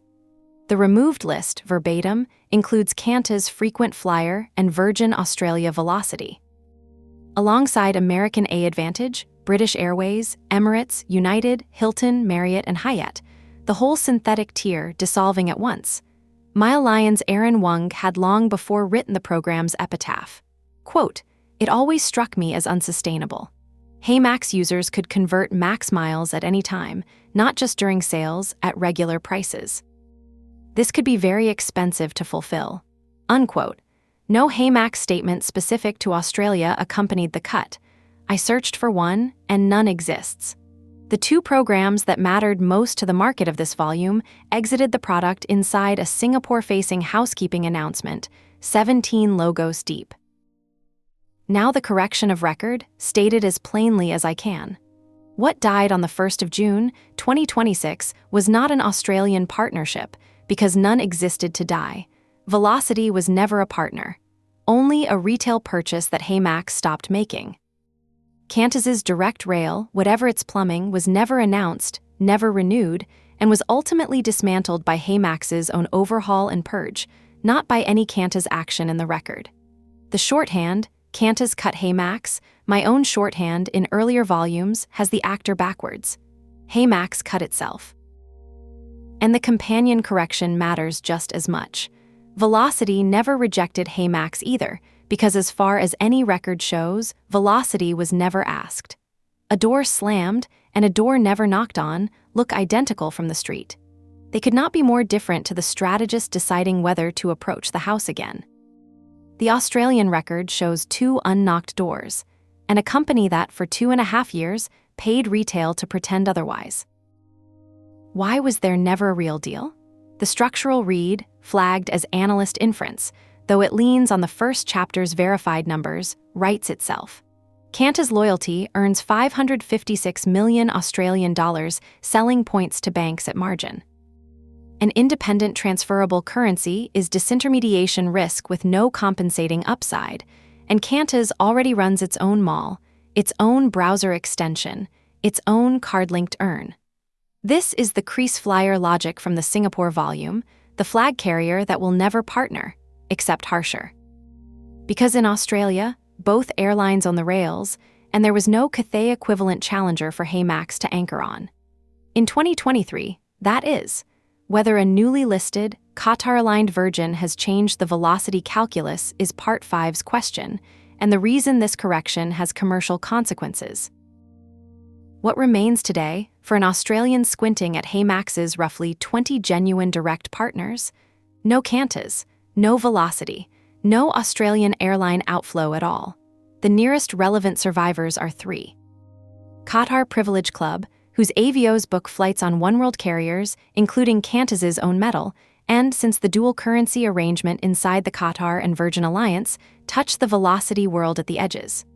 Luxury Escapes, the Australian-founded travel platform, already signed, and the hotel programs.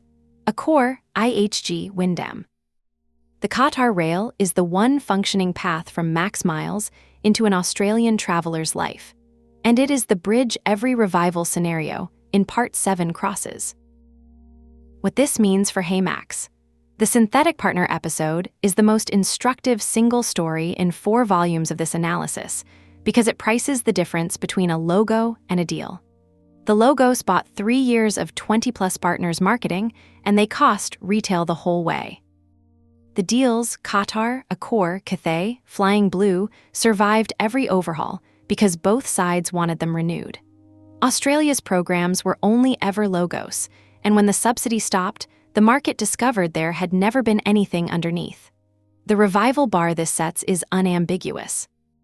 One announced, negotiated direct rail from max miles to Velocity is worth more than every synthetic partner HeyMax ever listed.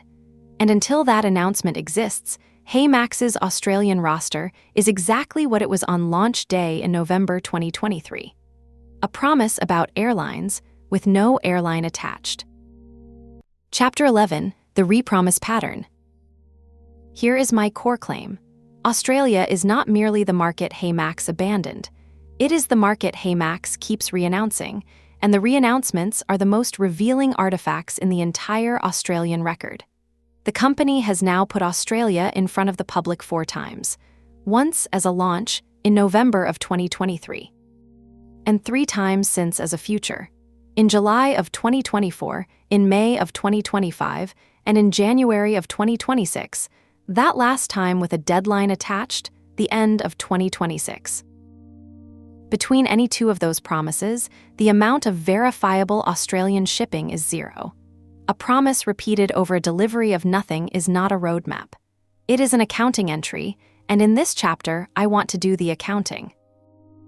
Start with the trail itself, because it is short enough to walk in full, and every line of it comes from HeyMax's own archives, the old Substack, and the current press blog, both of which I have read end to end. There is no ambiguity about what was said or when. The company wrote it all down itself. Entry 1. The 25th of November, 2023, the Substack launch post, promising that users could earn max miles when shopping with HeyMax at more than 50 online merchants in Australia. Chapter 7 took that post apart, and I won't relitigate it here beyond one observation. It was presented as a completed act. Australia was, in the company's own framing, launched. Entry 2, the 2nd of July, 2024, the seed announcement, $2.6 million led by January Capital. The release says, quote, following strong momentum in Singapore, HeyMax announced its expansion into Australia in November 2023, unquote. Australia appears as an accomplishment, evidence of global reach, deployed in service of the fundraise. What the release does not say is that, by July of 2024, the OzBargain Store app account had been silent for nearly 6 months. The referral push was over, and not one Australian merchant, partner, or hire had been added since January. The accomplishment being cited was already an abandonment. Entry 3. The 27th of May, 2025, the revenue milestone release, $6 million in annualized revenue, 5 times growth. The strategy paragraph promises a global-first strategy that includes, and I quote, planned expansion into Australia, Japan, Korea, Hong Kong, and Taiwan. Read that phrase slowly. Planned expansion into Australia, published 18 months after HeyMax launched in Australia. A company cannot plan to expand into a market it already operates. The sentence only parses if you accept its quiet premise, that the 2023 launch didn't count, and that everyone drafting the release knew it didn't count. I regard this as the single most honest sentence HeyMax has ever published about Australia, and I doubt it was meant to be. A side detail worth logging: Korea appears in this release once, and never again in any later roadmap. Markets enter and exit these lists without explanation or consequence. That tells you what kind of documents the lists are. Entry 4.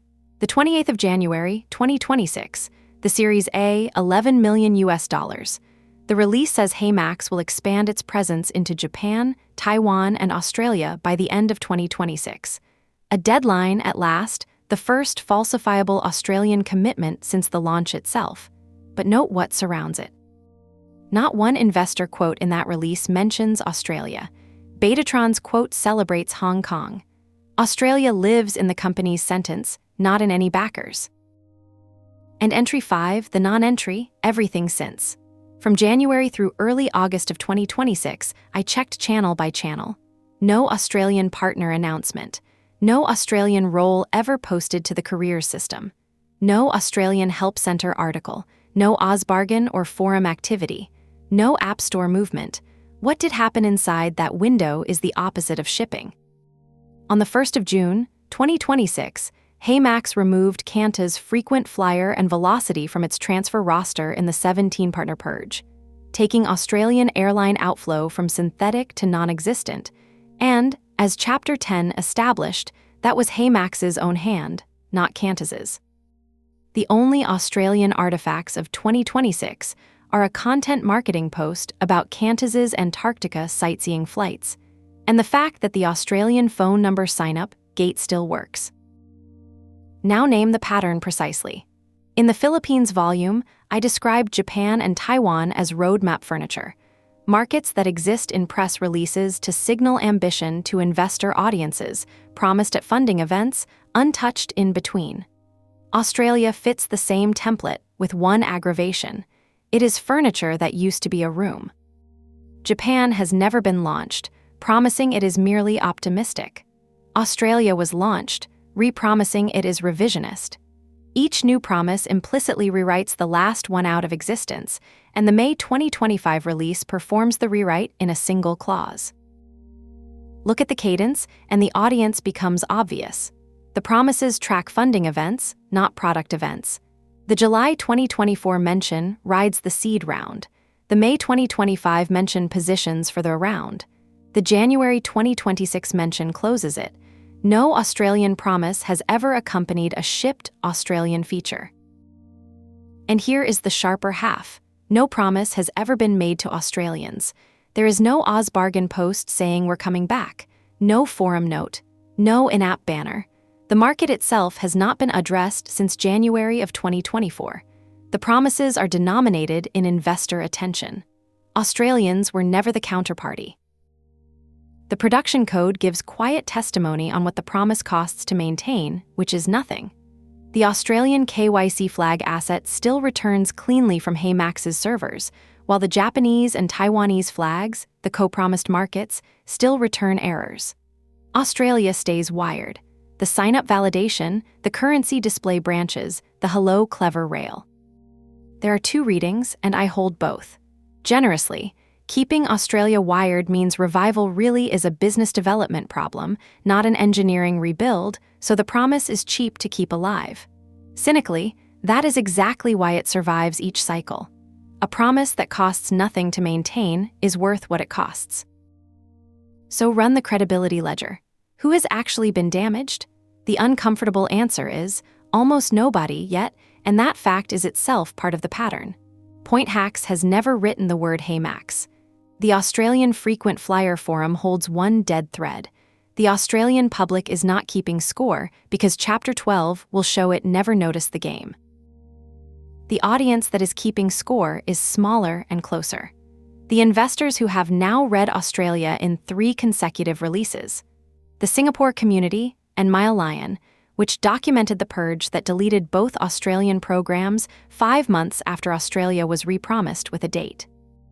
And the moment any revival actually launches, whichever Australian journalist or OzBargain regular spends 10 minutes with the archive. That is the real shape of the liability.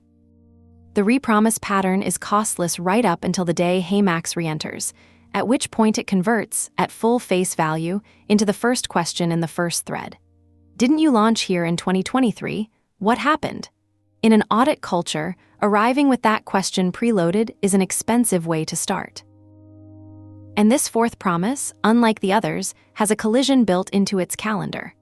The Reserve Bank of Australia's interchange cuts, consumer credit hard-capped at 0.3%, surcharging banned, take effect on the 1st of October, 2026, 2 months before the end-of-year deadline falls due. The promise and the policy land in the same quarter. Chapter 14 will argue carefully that the cuts are paradoxically a tailwind for a merchant-funded earn model. The point here is narrower. This promise cannot be quietly rolled forward the way the last two were, because it has a date. The date has a macroeconomic event attached, and the industry coverage of that event will put points, rewards, and their funding on every Australian money page in the exact window HeyMax said it would arrive. 5 months remain as I write. The research behind this volume carries a 5-point falsifiable checklist for a real revival, a named domestic redemption anchor, a local earn network beyond the online travel agency storefront, at least one Australia-based hire, Australian payout rails in the redemption code, and reactivation of the community channels HeyMax already owns and abandoned. As of August 2026, none of the 5 shows any movement. Not one. What this means for HeyMax.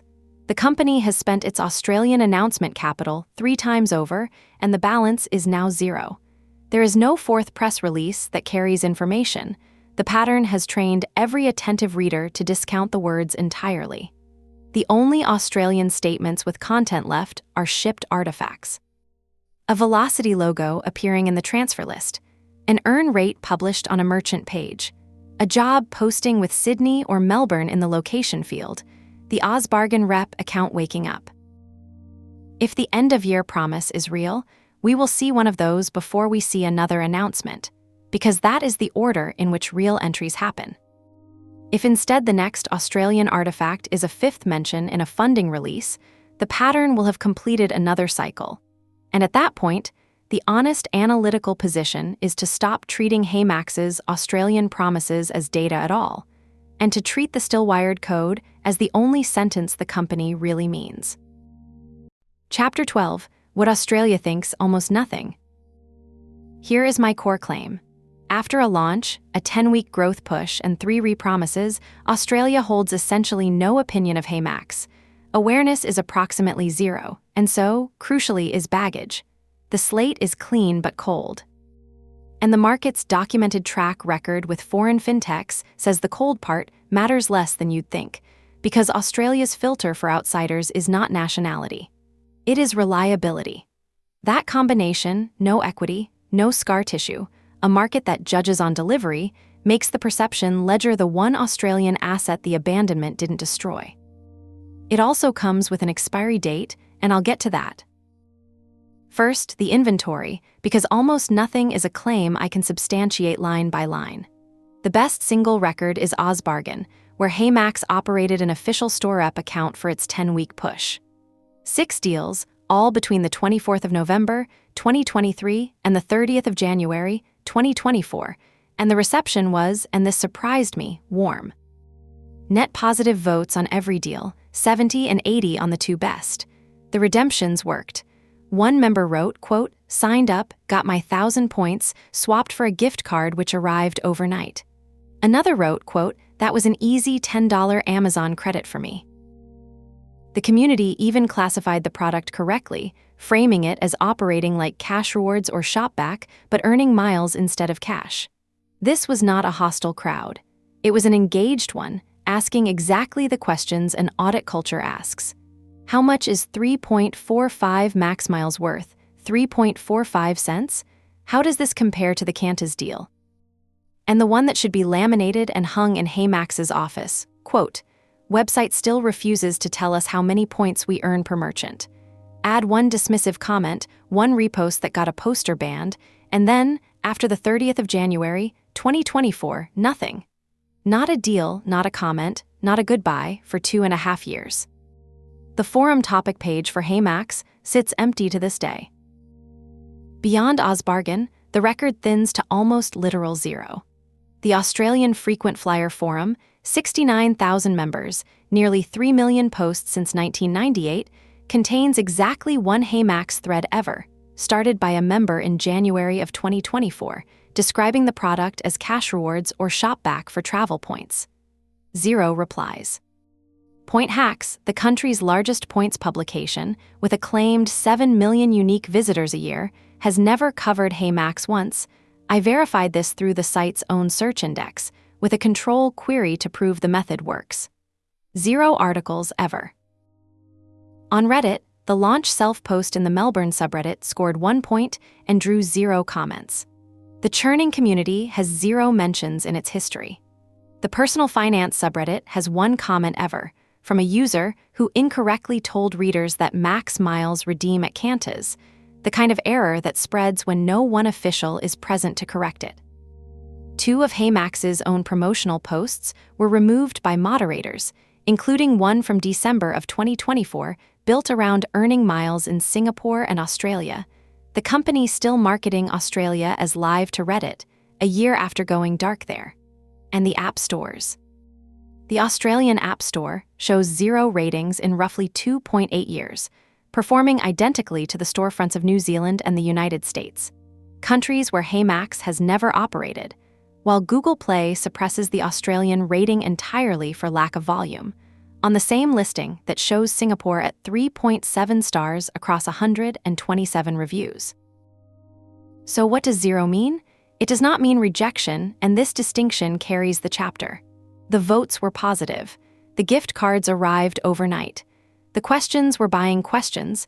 People asking what a max mile is worth are people considering earning them.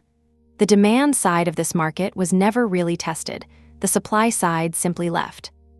HeyMax left the Australians, not the other way around.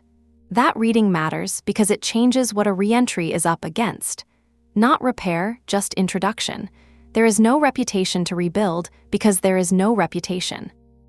6 deals and a vanished rep account is the entire memory, and even that memory is warm neutral, salted with a couple of genuinely positive redemption stories. Now the second half of the claim, that Australia doesn't punish foreign fintechs, it punishes unreliable ones. The clean test cases are recent and well documented. Revolut, as foreign as fintechs come, reached 1 million Australian retail customers, turned its first local profit, employs over 100 people in-country, and has committed to years of further investment. It won by leading with a concrete pain, foreign exchange fees, and delivering on it. Closer to home for this analysis, Shopback, Singaporean like HeyMax, went from 2017 market entrant to bank-embedded default. Westpac invested $30 million, built the Shopback integration into its own customer proposition, extended it to St. George's 2.6 million customers, and the company is now reportedly exploring an Australian listing. No passport penalty anywhere in that story. Meanwhile, the graveyard is overwhelmingly domestic. Cash rewards, bank-owned and market-leading, shut in September of 2025. Unlocked, dead in 2018 when its platform dependency snapped. A cohort of local neobanks that never reached sustainable scale. Australia kills rewards ventures on unit economics, platform risk, and broken promises. It does not kill them for being foreign. What it does police, obsessively, is reliability, and here the relevant complaint class already exists in HeyMax's file. Cashback community grievances in Australia cluster on 2 things: tracking failures and slow payouts. The one Reddit thread comparing Shopback and HeyMax head-to-head, a Singaporean thread, notably, flags, quote, issues with purchases not being tracked, especially during promotions. That is precisely the complaint that would sink a re-entry on OzBargain inside a week, because attribution reliability is the trust currency of this entire category. And since July of 2025, there is a third question in the standard interrogation: data.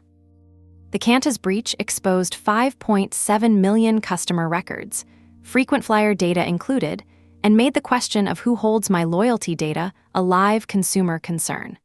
The competition regulator's loyalty schemes report had already flagged data practices as the industry's soft underbelly. A points app arriving in 2027 will face 3 questions in its first thread. What exactly do I earn? Does tracking actually stick? And where does my data live? HeyMax's 2023 incarnation answered none of the 3.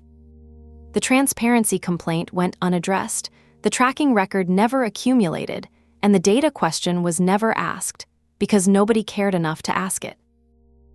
One contextual note keeps this chapter honest about what indifference can and cannot become. The Qantas Trust Arc, roughly $120 million in ghost flights penalties and remediation, $105 million COVID credit settlement, a lost high court case, the breach, coincided with Qantas' frequent flyer growing to 17.6 million members. Australians distrust institutions while staying locked to their currencies.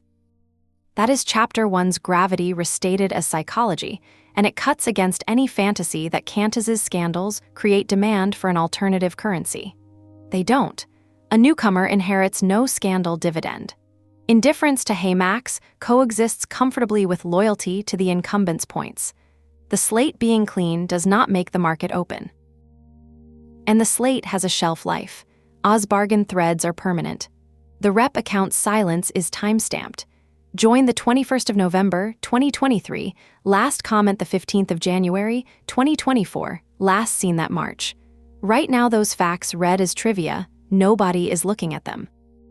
But on the first day of any re-entry, they become the top of the file, and the file gets read aloud. A second entry that repeats the old vagueness, unpublished rates, an unanswered thread, another quiet fade, converts clean but cold into documented flake, and audit cultures never relitigate a documented flake. They link to the old thread and move on. Second chances in this market are really one chance with a footnote attached. What this means for HeyMax: the perception position is better than the company deserves and worse than it looks. 0 to repair, 0 to build on, 1 shot at conversion. The playbook writes itself from the evidence. Reactivate the same OzBargain rep account, not a fresh one, continuity reads as honesty, and the account already exists with a clean, if abandoned, history. Publish every earn rate on every merchant page before the first deal post goes up. The 2023 complaint, still the top transparency gripe in the record, must be structurally impossible to repeat. Answer the what happened in 2023 question unprompted in the first post in one sentence because someone will ask it within hours regardless. And treat attribution reliability as the launch feature, not an operational detail. In this market, tracking that sticks is the marketing.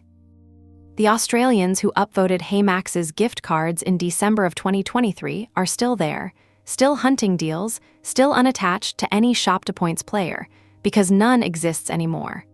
Indifference, unlike distrust, can be converted in a single good quarter, but only once. Chapter 13: Why 2023 Failed.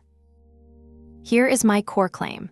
The November 2023 Australian entry did not fail on margin. It failed on customer acquisition versus wedge, the cost of winning an Australian user's attention against two funded incumbents, set against a value proposition that had no domestic anchor, no owner, and no visible price tag. That is a different autopsy from the one intuition suggests, and getting it right matters enormously because the two diagnoses prescribe opposite cures. If the margin had failed, Australia would be structurally closed and the story would end here. Because the wedge failed, Australia is conditionally open and the conditions are knowable. A warning before I start. This chapter runs on estimates more than any other in this volume, except the next one. Affiliate commissions are confidential, acquisition costs are folklore, segment sizes are triangulation.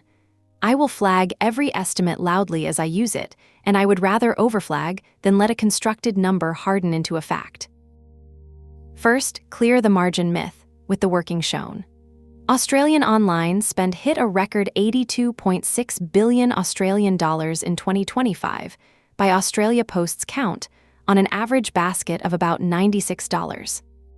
Blended affiliate commission across an Australian storefront runs, on my estimate, and it is an estimate assembled from published network norms because per merchant rates are confidential, around 4%. Call it 1 to 3% on electronics and marketplaces, 4 to 10 on fashion and beauty, 2 to 6 on travel. $96 at 4% is roughly $3.80 of gross commission per tracked transaction. Pass 60 to 80% of that to the user, and you fund $2.30 to $3 of value, which, at the roughly 1.5 cents per point that Australia's two airline currencies are worth, buys 150 to 200 domestic currency points per ordinary online purchase. Every number in that chain except the Australia Post figures is an estimate. The conclusion survives any reasonable version of them. Compare the Philippines volume, where the same arithmetic on marketplace baskets of 15 to 30 US dollars produced 20 to 35 miles per order, points too few to feel like progress toward anything. Australia's baskets are 3 to 4 times larger. The math that failed in Manila clears in Sydney. And this is not just my spreadsheet. Cash Rewards pushed $3 to $4 billion of lifetime sales through exactly these rails, and Shopback Australia processes on the order of $2.5 billion a year, press-reported estimates, but the right order of magnitude. Merchant-funded rewards at Australian ticket sizes sustained two mass-market platforms for a decade. Gross margin was never the problem. So what was? 4 things, and the evidence ranks them.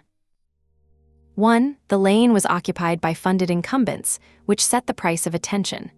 In November 2023, Cash Rewards was alive, 11 years old, bank-owned through ANZ's venture arm, around 2 million members, and Shopback was alive and Westpac-backed, both actively spending on acquisition.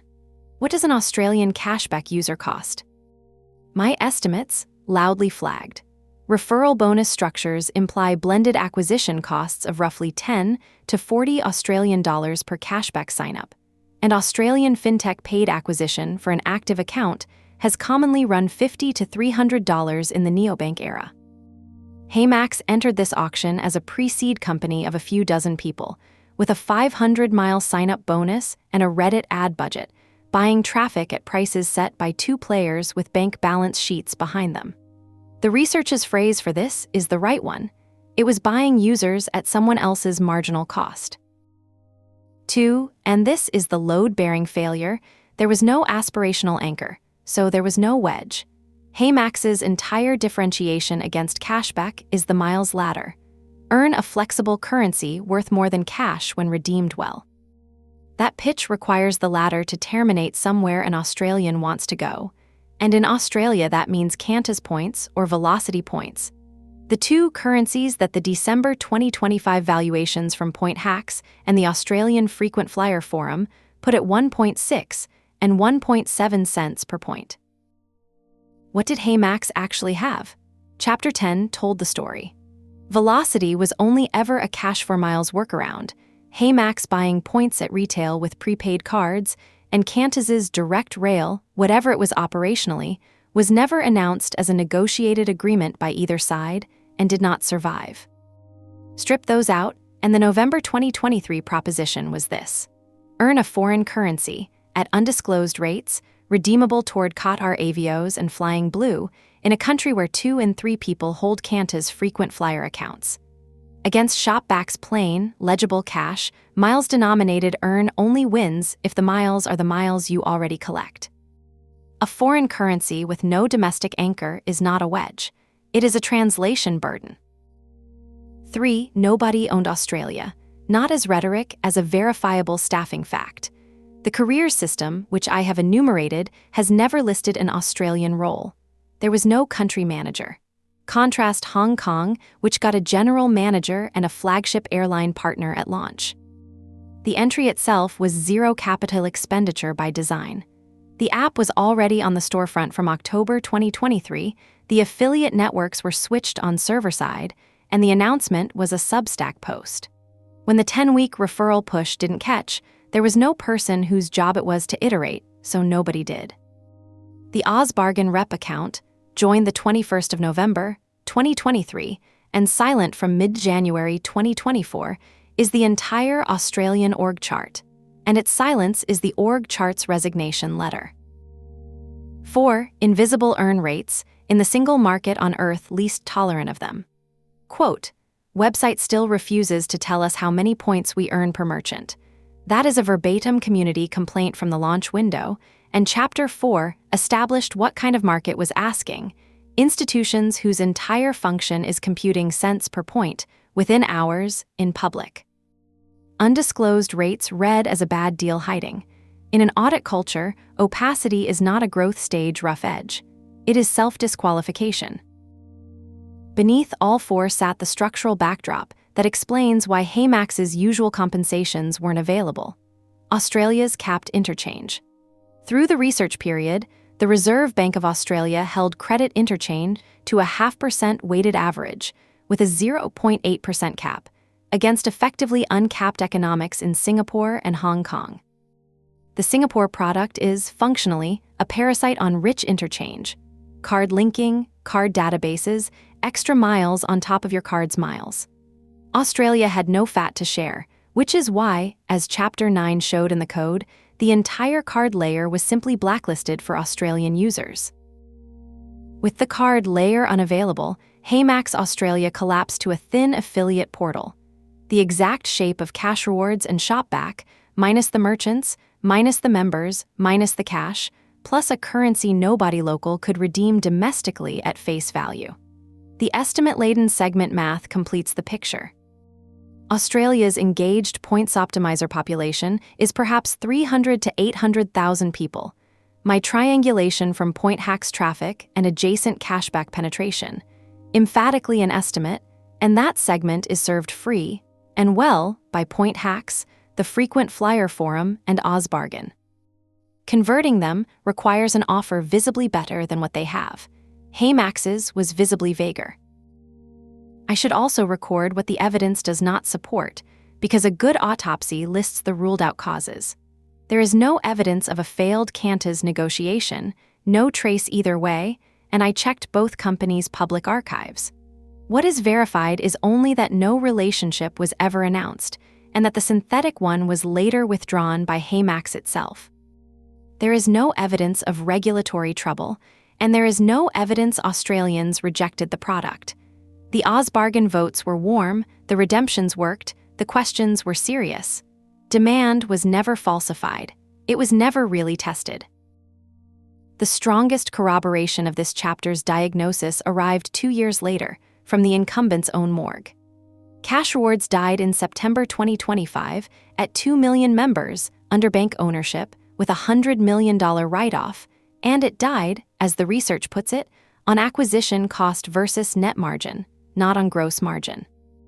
The gross math worked at 40 times HeyMax's Australian scale, and it still couldn't clear a bank owner's bar once acquisition, operations, and liabilities were netted. That is the same failure mode I've described here, played out at full size. The lane HeyMax lost in was hard enough to kill the winner. What this means for HeyMax. The 2023 failure was structural, diagnosable in advance, and this is the actionable part, repeatable on demand. Relaunch the same shape and you buy the same outcome, only now against Shopback alone instead of 2 incumbents and with the community holding a receipt. But every element of the failure is a variable, not a constant. The incumbents are down to 1 and the vacancy is real. The rates can be published with a day's work. The owner can be hired. Only one variable is genuinely hard, and it is the one that was always decisive, the anchor. Margin was never the problem, so margin is not the fix. The fix is a domestic currency on the redemption menu, and that is exactly where the next chapter and the October 2026 inversion picks up. Chapter 14, the October 2026 inversion. Here is my core claim. On the 1st of October, 2026, the structural condition that helped smother HeyMax's 2023 entry inverts into the strongest tailwind the company has in any market. The Reserve Bank of Australia's interchange cuts fall on bank-funded points, the incumbent way Australians earn, and cannot touch merchant-funded earn, the only way HeyMax ever could operate there. Regulation, meanwhile, presents no wall at all. The loyalty scheme relief HeyMax needs is verified, fresh, and extended into the next decade, and Australia even offers a legal data rail no other HeyMax market has. The inversion is real. It is also relative, conditional, and, like everything in this volume, worthless without an anchor. Fair warning before the working. This chapter leans hard on estimates and inferences about how banks will respond to a rule that has not yet taken effect. I will flag everyone loudly, because the difference between the Reserve Bank's published numbers and my extrapolations from them is the difference between this chapter's floor and its ceiling. Start with what is verified, from the Reserve Bank's own conclusions. Its review of merchant card payment costs and surcharging concluded on the 31st of March, 2026. From the 1st of October, 2026, domestic consumer credit interchange is hard-capped at 0.3%, down from a regime of a 0.5% weighted average benchmark, with a 0.8% ceiling that premium card categories actually sat near. Debit tightens to 8 cents, or 0.16%. Surcharging is banned outright on EFTPOS, MasterCard, and Visa. Foreign-issued cards get a 1% cap from April 2027. System-wide savings estimates diverge by source, somewhere between 1.8 and 2.5 billion Australian dollars a year. The range is secondary sourced, and I present it as a range. Those are the published facts.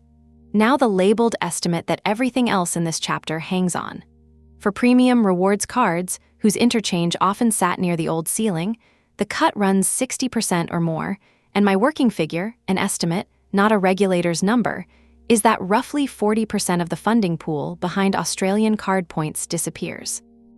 The direction is not in serious doubt. The banks themselves told the Reserve Bank, on the record, that they would respond by reducing cardholder benefits or raising fees, and the precedent is exact.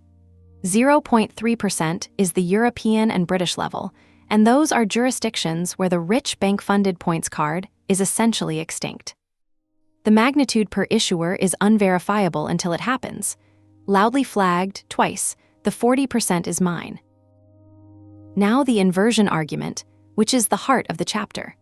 Chapters 3 and 13 established that Australia was never an interchange market for third parties. The capped pool is why cards earn half a point per dollar, why card-linked offer economics were dead on arrival, and why HeyMax's Australian product had its entire card layer blacklisted in the navigation code. Any viable HeyMax Australia was always, necessarily, an affiliate business. Merchant-funded commissions shared with users. Here is the pivot. The Reserve Bank's knife does not touch affiliate commissions. Not at all. Merchant-funded earn sits entirely outside the reform system, so consider the two ways an Australian points optimizer accumulates currency. The first, bank cards funded by interchange, gets structurally worse from the 1st of October. Lower earn rates, higher fees, and plausibly thinner transfer bonuses. The second, portal earn funded by merchant margins, stands still. And standing still while the alternative degrades is gaining ground. Relative price is what moves behavior at the margin, and the relative price of merchant-funded points is about to improve by regulation. Layer on the demand-side timing. The Qantas program devalued in August 2025, raising redemption prices 15 to 20%, and its dynamically priced Classic Plus seats have slid from roughly 1.5 cents of value per point toward 1.25.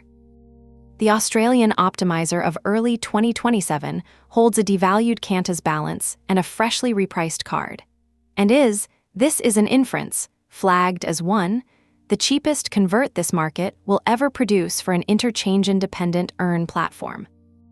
The same regulator that made 2023 impossible is about to spend billions of dollars of the bank's money advertising the weakness of the incumbent earning method. Does the affiliate math actually clear? Chapter 13 showed the working, so here is only the recap, with its labels intact. $82.6 billion of online spend in 2025 per Australia Post, a $96 average basket, roughly 4% blended commission on my estimate. That yields 150 to 200 domestic currency points per tracked transaction, at perceived values around 1.5 cents per point. Against the Philippines' 20 to 35 miles per order, Australia is the market where a single online purchase visibly moves a balance toward a flight. The bar that matters is perceptual. Users trained by Shopback and the late cash rewards to expect cash will only prefer points if the points beat roughly 1.5 to 2 cents of felt value per dollar of commission passed through. With a domestic currency on the menu, the math clears the bar. Without one, Chapter 13 already delivered the verdict. Honesty requires the wrinkles, so here are the 3 I take seriously. First, Amex is exempt from the surcharge ban, and Amex is Australia's one rich earner. The premium niche may consolidate around membership rewards, a program HeyMax does not touch, rather than leak toward portals. Second, my inference about transfer bonuses cuts both ways. The 15 to 30% bonus culture on Amex to Velocity transfers trains Australians to hoard flexible currency, exactly the behavior Max Miles monetizes in Singapore. And it could thin as issuer budgets shrink, weakening the very habit HeyMax would ride. Third, the bear reading, flagged as such. A shrinking points economy might shrink attention to points overall, so the tailwind is relative advantage inside a possibly smaller game. I weight the tailwind above all 3 wrinkles, but I hold the position with estimates, not proofs. Now the regulatory ground, where for once the news is unambiguous. There is no wall. The threshold question for any points currency in Australia is whether it constitutes a non-cash payment facility requiring an Australian financial services license. The answer for closed-loop loyalty schemes is a verified no. ASIC's Regulatory Guide 185 declares schemes whose purpose is promoting spending, whose credits arise from purchases, and whose credits redeem for goods, services, or benefits to be outside the financial product regime. And its examples explicitly include schemes encouraging card and airline usage. Max miles earned from partner spend and redeemed for travel fits the three limbs cleanly. Better, the underlying relief instrument was remade this year and now runs to April 2031, fresh through any plausible planning horizon. The constraints that do bind are conduct, not licensing. The competition regulator, the ACCC, extracted a $100 million penalty from the national flag carrier, and it will not hesitate over a Singaporean startup's up to advertising, drip price displays, or quiet devaluations. The privacy regime has been tightening since the 2024 reforms, and a purchase tracking app must arrive with its data story straight. That is a compliance floor measured in weeks of process work, real, and higher than Southeast Asia's, but nothing like a licensing moat. And one asset is genuinely unique in HeyMax's portfolio of markets: the consumer data right. Australia has a legislated right to bank transaction data through accredited recipients, a lawful path to earn on any card attribution that does not touch interchange at all, in precisely the market where the interchange path just closed. Access through a representative arrangement costs 5 figures a year. On my estimate, flagged, which is venture pocket change for a capability Singapore and Hong Kong simply cannot legislate into existence. What does the whole inversion pencil to? The revenue model is an estimate stack, every assumption labeled in the research and repeated here in one breath. 100,000 active users, tracking $2,000 a year of eligible spend, is $200 million in volume, an $8 million commission pool at 4%. And roughly $2.4 million in net revenue after passing 70% to users. Sensitivity: 30,000 users, $700,000, 300,000 users, $7 million. Call it 2 to 7 million Australian dollars at 100 to 300,000 users, material for a 30-person company only if acquisition stays under about $30 a head, and always only if a domestic currency anchors the latter. What this means for HeyMax: for the first time in this market's file, the calendar is on the company's side. The tailwind arrives on the 1st of October, 2026, which is, as Chapter 11 noted with an arched eyebrow, almost exactly when the company's own end-of-year repromise falls due. The window even has coverage built in. Every Australian Money page will spend that quarter explaining why card points just got worse, which is free context for anyone selling an earning method the Reserve Bank cannot cut. But an inversion is a change in the wind, not a boat. It rewards whoever occupies the merchant-funded point slot, and occupying that slot requires the one thing regulation cannot supply and the wind cannot blow into place: a Velocity or Qantas logo on the redemption menu. The tailwind is real, the wall is absent, the math clears conditionally. The condition has a name, and the next chapters price it. Chapter 15, Opportunities. Here is my core claim. For the first time since November 2023, Australia presents HeyMax with openings that are specific, dateable, and real, 5 of them, by my count, and they share a property the old market never offered. They compound. Each one makes the others more valuable. They also share a less comfortable property. Most of them are perishable, and the clock on the best ones started in September 2025. This chapter walks the 5 in ascending order of importance, weighs each against its counterweight, and closes on the one that converts all the others. Opening 5, the cheapest entry ticket HeyMax will ever see. Australia is the only Western market HeyMax can enter without localization. The language is English. The affiliate stack is the same one the company already operates in Singapore, the Commission Factory and Awen ecosystems, Impact, the familiar rails. And as Chapter 9 established from the production code itself, the country is still wired. The Australian phone number sign-up gate works, the KYC flag assets are live, the Australian dollar display branches exist, and Hello Clever sits there as a genuine Australian payments integration nobody ever built on. Revival is a business development problem, not an engineering rebuild. The company's own code says so. The counterweight is the recurring one from every volume in this series. A roughly 30-person company already owes Japan and Taiwan by year-end, and cheap to enter is not the same as free to staff. But as raw entry economics, no candidate market on HeyMax's roadmap comes close. Opening 4, inventory that already exists. Luxury Escapes is the quiet asset in this file. Already a HeyMax partner, Australian-founded, 8 million members. And since April 2025, running its own loyalty program, Societe, a travel brand Australians actually know, sitting inside HeyMax's existing partner set. Alongside it, the Earn storefronts live Australian merchants, Agoda, Klook, Trip.com, eBay. Mina relaunch does not start from an empty shelf. Add the second-tier candidates the research ranked, Telstra Plus as the dark horse, a very large program with no airline outlet, and Amex as the natural card-linked ally, and the outline of a day-one offer exists without a single new negotiation. The counterweight, a shelf of online travel agencies and travel brands, is thin against daily life.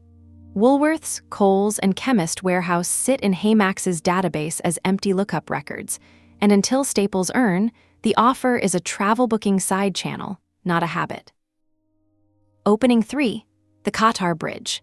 Qatar Airways holds 25% of Virgin Australia, approved by the Foreign Investment Regulator in February 2025, and the alliance now runs dual currency earning across both carriers. Qatar Privilege Club is already a live, direct, one-to-one Max Miles partner, which makes Avios today the only functioning path from HeyMax's currency into an Australian traveler's world, bookable across the One World network, Qantas metal included. Strategically, the bridge is worth more than the traffic it carries. It is a warm corporate corridor into Virgin's orbit, a shared shareholder relationship, where cold outreach would otherwise be the only option. The counterweight is obvious. Adjacency is not a deal. Qatar's stake gives HeyMax a hallway, not a signature, and Avios in Australia is an enthusiast's product, not a mass proposition. Opening 2, the buy side is finally home. The single most important change since November 2023 is that Australia now contains an airline loyalty business with a structural reason to say yes. Virgin Australia relisted on the ASX in June 2025. A $685 million raise at around a $2.3 billion capitalization, and Velocity is the margin story in its equity narrative. In the 2025 financial year, the segment reported $450 million of revenue and $127 million of underlying earnings, up 10.5%, with roughly 80 partners and 300 storefront brands. A listed loyalty profit and loss is a partner-hungry one. It grows by adding earn, and Velocity's whole posture is buy-side. The Flybuys auto transfer bridge from Coles, the 7-Eleven fuel deal, an active online mall. This is precisely the challenger number 2 profile HeyMax anchors on everywhere else, Cathay in Hong Kong, except with a sweetener no other market offered. By the December 2025 valuations from Point Hacks and the Australian Frequent Flyer Forum, Velocity points are now worth more than Qantas points, 1.7 cents per point against 1.6. For the first time, the accessible airline is also the more valuable currency. The pitch composes itself. HeyMax as Velocity's answer to Qantas Shopping, a member acquisition and issuance channel aimed at the online spend Velocity's own store doesn't capture. The counterweight, that store exists, 300 brands deep, and any pitch must explain complement rather than cannibalization. Velocity doesn't need HeyMax. It merely has reasons not to mind it, which, in airline partnerships, is where every deal starts. And opening 1, the vacancy. On the 8th of September 2025, ANZ shut Cash Rewards, 11 years old, the market-leading Cashback platform, $3 to $4 billion in lifetime sales. Killed with a $100 million write-down, its parent venture vehicle wound down behind it. Over 2 million members were orphaned overnight. 11 months later, the estate remains only half-claimed. Top Cashback is actively recruiting the cash-side orphans. Shopback absorbs the rest by default. But Cash Rewards had something neither air offers: a velocity earn option, and the member who chose airline points over cash, the Shop to Points Australian, has no successor at all. That user exists, is proven to exist at scale, and currently has nowhere to go. The research calls this the clearest opening in the entire field study, and I agree. It is also a genuine acquisition cost anomaly. A displaced population actively seeking a replacement is the cheapest audience a consumer product ever meets. And my estimate, flagged as 1, is that riding this window keeps blended acquisition under the $30, sealing the revival math demands, against the $50 to $300 norms of Australian fintech. The counterweights are 2, and they are serious. The window is closing. Every month, Shopback converts more of the diaspora into a cash-earning habit, and 11 of those months are already gone. And the vacancy is also a verdict. Chapter 5's warning stands. The best capitalized owner in the country looked at this exact lane's profit and loss and chose 0. The slot is empty for a reason. It is only worth occupying with a wedge Cash Rewards never had, which is to say, with a currency. Notice how the 5 stack. The cheap entry only matters if there is an offer to ship. The inventory only converts if the points it earns lead somewhere Australians want to go. The Qatar Bridge exists to produce a velocity relationship. The orphan window supplies users at viable cost, but the point-side orphans, the only ones worth differentiating for, are precisely the users who demand a domestic currency. Every opening in this chapter, followed to its end, arrives at the same door. Add the tailwind from Chapter 14, bank-funded points shrinking from the 1st of October, 2026, while merchant-funded earn stands untouched, and the wind, too, blows at that door. So let me close this chapter the way the evidence closes it, on the sharpest opportunity in the file, indeed, the sharpest single opportunity I have found in 4 volumes of this series. It is not the orphans, and not the tailwind. It is the deal those things are worth something to. A direct max miles to velocity transfer partnership, brokered through the Qatar relationship HeyMax already holds, pitched to a newly listed loyalty business whose share price rewards exactly the kind of issuance growth HeyMax would bring. Every element is already in position. The seller is public and hungry, with the more valuable currency for the first time in its history. The introduction channel exists, a 25% shareholder that is already a live HeyMax partner. The launch audience exists, 2 million orphans, of whom the most valuable slice is unclaimed by anyone. The macro event exists on a known date, and it degrades every alternative way an Australian earns points while leaving this one untouched. And the entry cost is the lowest of any market HeyMax could name, because the code never stopped being ready, even when the company did. What this means for HeyMax is uncomfortable in its clarity. Australia has assembled, without HeyMax lifting a finger, nearly every component of the best market entry available to a company, its size, and left exactly one component to the company itself: the signature that turns a graveyard slot into a franchise. The window does not care about roadmaps, and it is the only opportunity in this book with a countdown attached. If HeyMax ever earns the right to say Australia again, the proof will not be a press release. It will be a velocity logo in a transfer list, and the next chapter is about everything that could stop it from getting there. Chapter 16, Threats. Every volume in this series has a threats chapter, and every one of them has forced me to separate the threats that shoot at you from the threats that simply stand there. Australia's threat map is almost entirely the standing kind. Nobody in this market is aiming at HeyMax because, as the perception chapter established, effectively nobody in this market knows that HeyMax exists. The dangers are structural and ambient. 2 airline-owned shopping malls that internalized the Shop to Points model years ago. A kingmaker media channel that has decided the entire category is not worth a sentence. A community whose archived questions are still waiting for answers. A calendar collision of HeyMax's own manufacture, and the one threat that recurs across all 4 volumes of this series because it travels with the company. I will take them in ascending order of the weight I give them. Start with the most visible, first-party preemption. Qantas Shopping is an affiliate mall with hundreds of retailers paying between 1 and 10 Qantas points per dollar, and it ships its own browser extension, the Points Prompter, which delivers exactly the reminder at checkout experience that a Shop to Points app would pitch as its innovation. Its terms explicitly ban stacking with cashback sites. Velocity runs its own consolidated store with more than 300 brands, including, pointedly, both Woolworths and Kohl's, at up to 8 points per dollar. Now, what these malls preempt is not HeyMax's user base, which rounds to 0. It is HeyMax's opening sentence.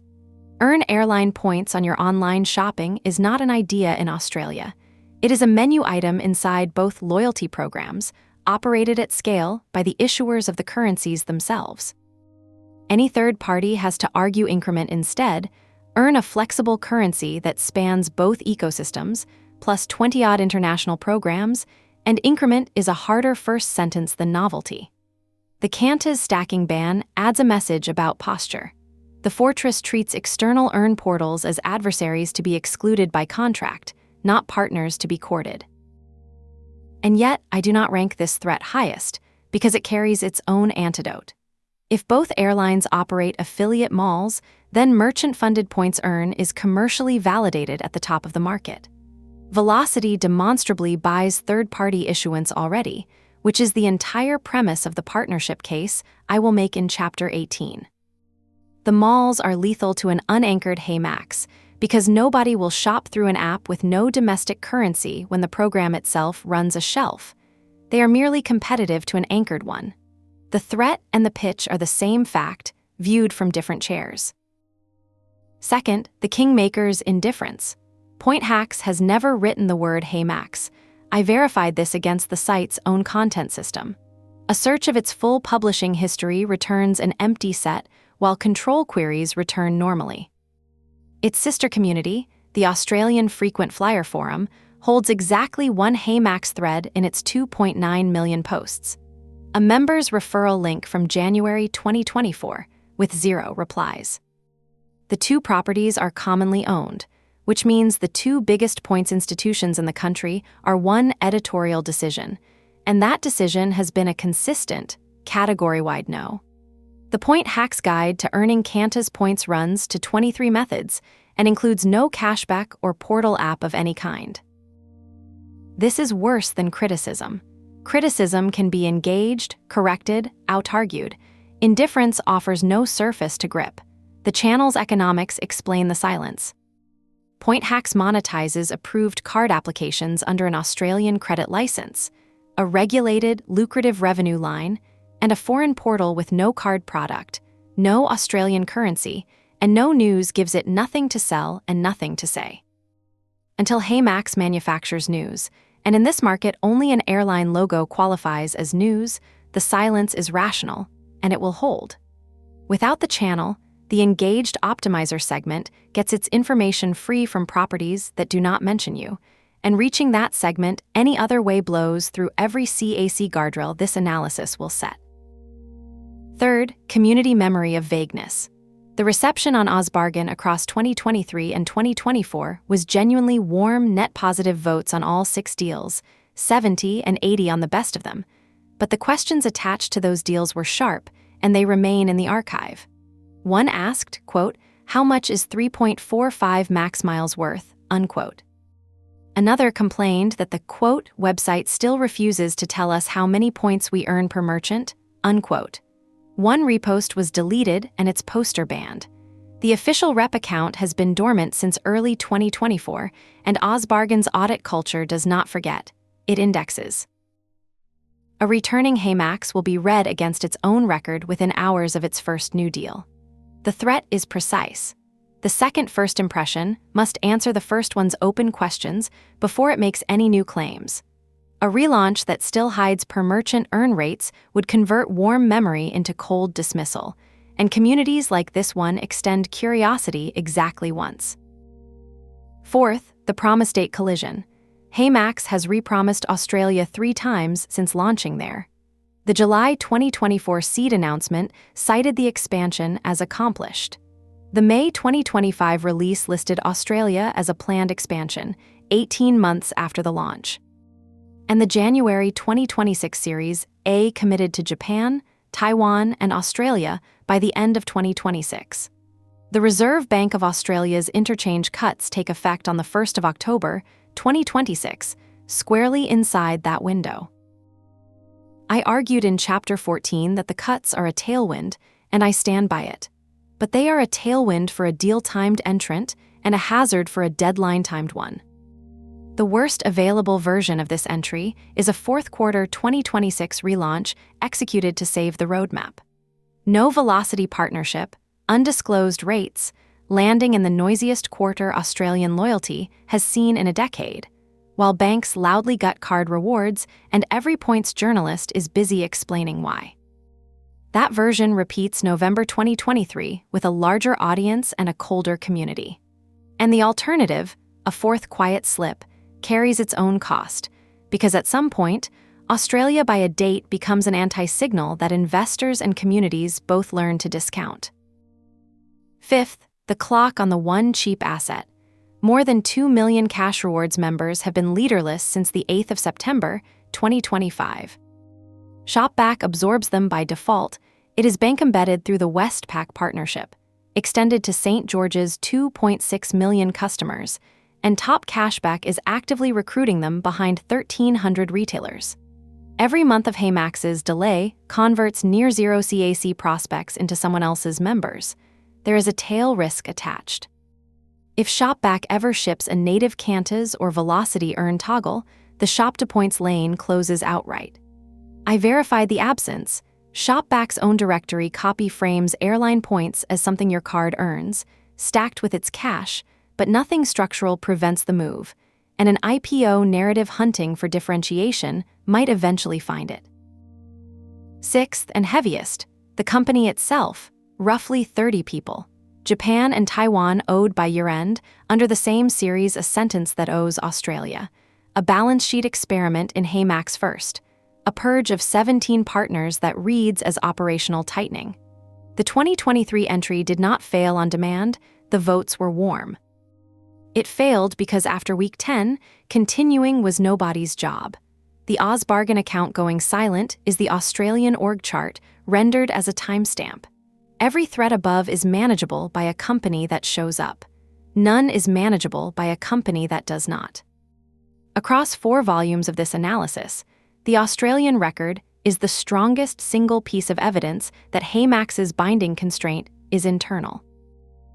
What this means for HeyMax: sort the threats by what answers them. The malls and the kingmaker dissolve, or at least soften, before the same single event, a velocity partnership, which simultaneously differentiates the product from the first-party shelves and hands the channel its first coverable fact. The community threat is answered by disclosure, which costs engineering days rather than capital. The calendar threat is answered by discipline. Enter on deal cadence, not promise cadence, even if that means letting the end-of-year lines slip in public. Which leaves the internal threat, answered by nothing except a decision, and the oldest lesson in this volume is that the decision not made is also a decision. The orphan window has been narrowing since September 2025. The largest threat on the Australian board is not Shopback, not Qantas, not the Reserve Bank. It is another 10-week push. Chapter 17, The Influencer Map, Australian Edition. In Hong Kong, I mapped a creator economy. In Singapore, a blogger ecosystem dense enough that HeyMax's own public record largely lives on one of its blogs. In the Philippines, celebrity endorsers and deal groups. Australia's influencer map is different in kind. It is institutional, concentrated, and small enough to fit on an index card. 2 commercial properties under one owner dominate the points conversation. One independent community site polices the deal conversation. And beneath them, the creator tier is so thin it barely registers.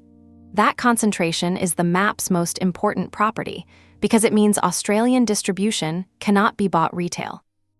It must be earned wholesale, from a handful of gatekeepers whose rules are explicit and whose memories are long. Start at the top. Point Hacks, founded in 2011, is the commercial center of Australian points media. It claims over 7 million unique visitors a year and more than 80,000 newsletter subscribers, company-claimed figures, though a separate portfolio page data point of roughly 250,000 Australians a month is consistent with them. Its monetization is card referral. Commissions from credit card providers earned under an Australian credit license as an authorized credit representative. Pause on that detail because it is structural. In Australia, paid card referral at scale is a licensed financial activity, not casual affiliate marketing. That is a genuine compliance moat around the incumbent and a genuine barrier for any newcomer imagining it can simply buy the same shelf. And Point Hack's editorial posture toward HeyMax's category is total omission. Its guide to earning Qantas points runs to 23 methods and contains no cashback or portal app at all, and its complete publishing history contains no instance of the word HeyMax, an absence I verified directly against the site's content system with a control query to prove the search worked. Now, the twist that makes this a kingmaker rather than merely a gatekeeper. Point Hacks and the Australian Frequent Flyer Forum are commonly owned.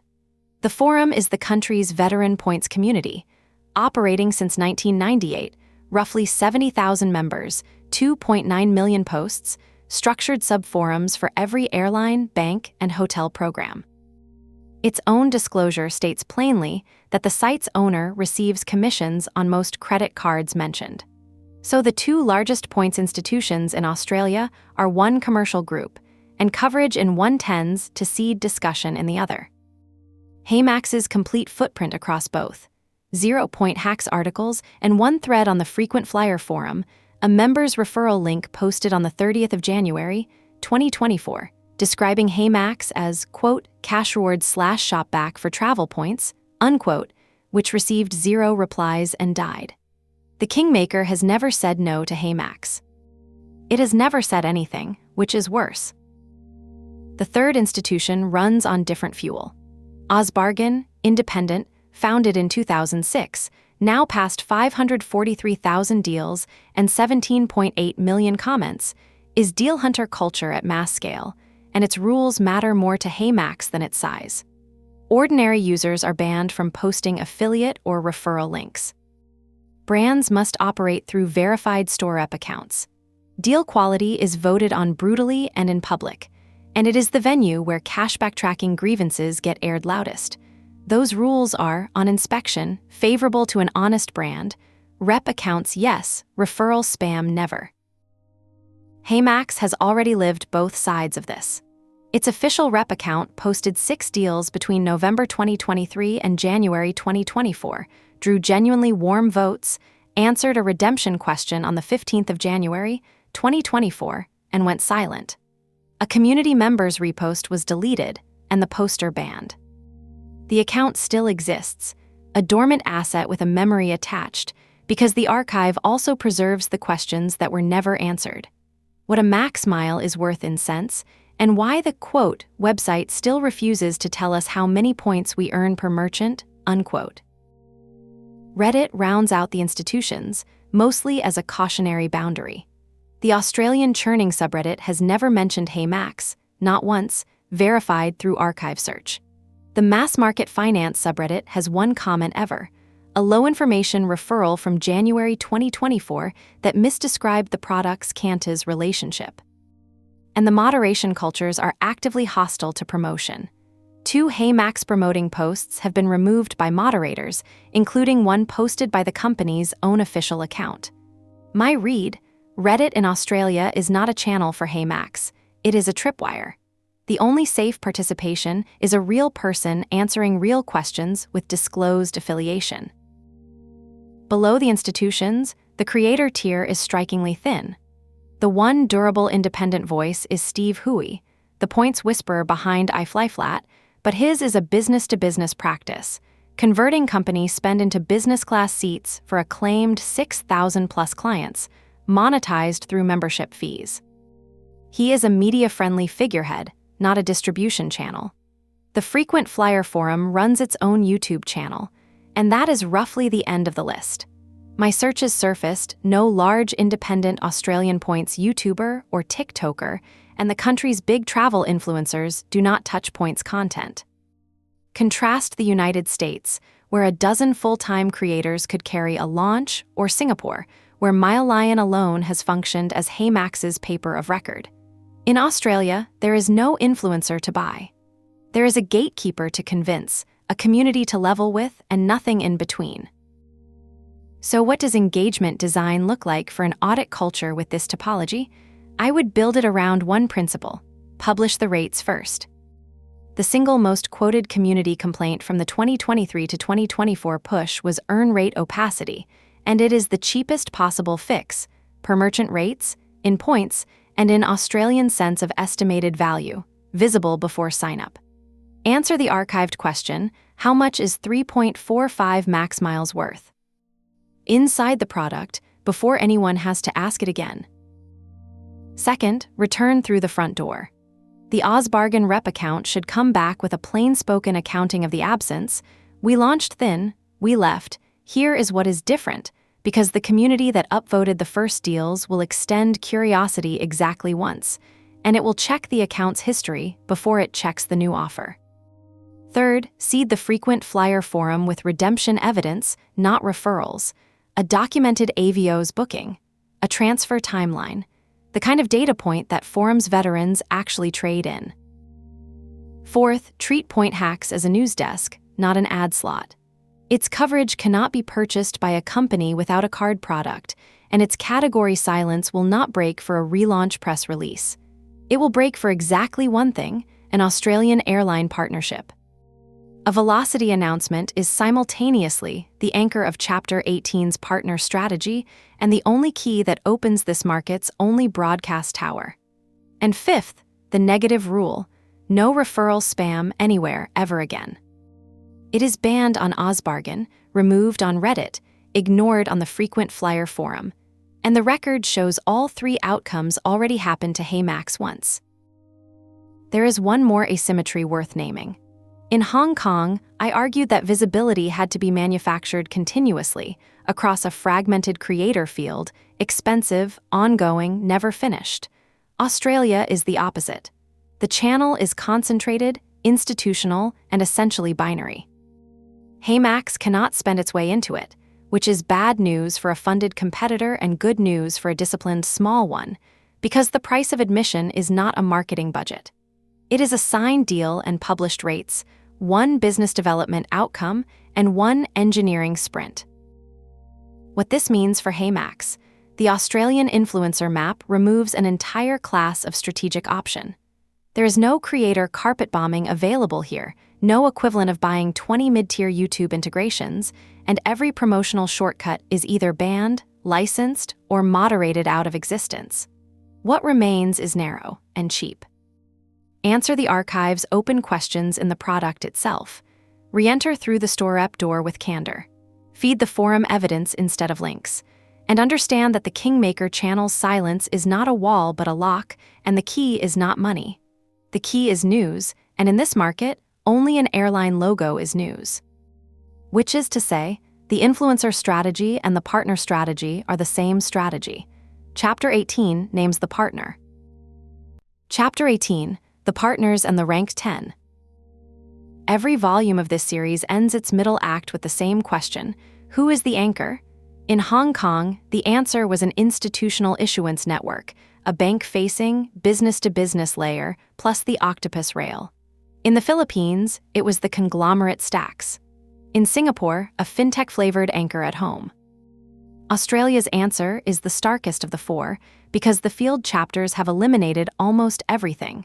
The banks have no interchange margin to share. The coalitions are contractually wired to the airlines. Fuel is fully allocated. And I verified this specifically, there is no octopus analog, and structurally there cannot be one.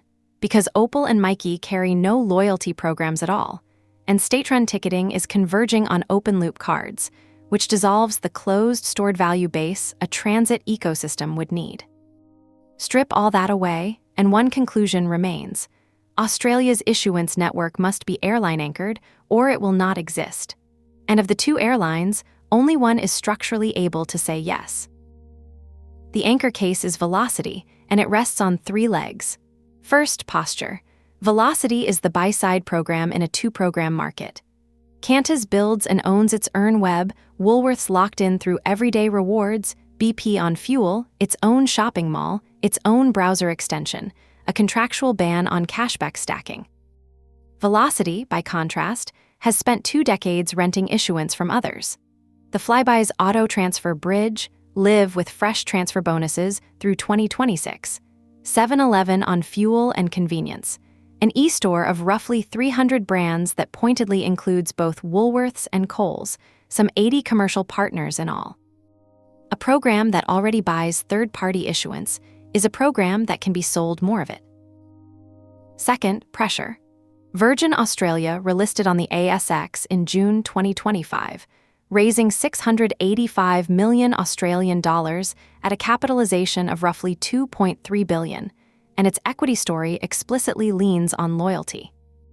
In its most recent financial year, Velocity's segment produced 450 million Australian dollars of revenue and 127.3 million of underlying EBIT, up 10.5%, and a public company's loyalty arm is under quarterly pressure to grow billings.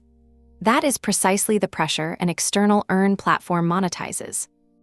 It is the Hong Kong lesson, transplanted: sell issuance growth to a loyalty profit and loss that must report it. Third, the warm path.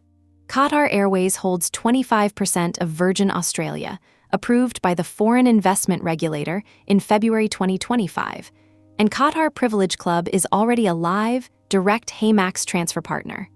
HeyMax is one relationship away from its target's cornerstone shareholder.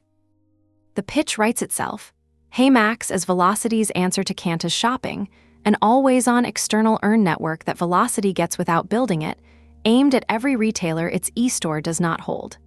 The honest risks: Velocity has no business-to-business infrastructure DNA, its post-IPO commercial team has finite bandwidth, and Qantas scale money could, in theory, outbid. None of these change my ranking, because there is no second candidate. The co-anchor is already signed.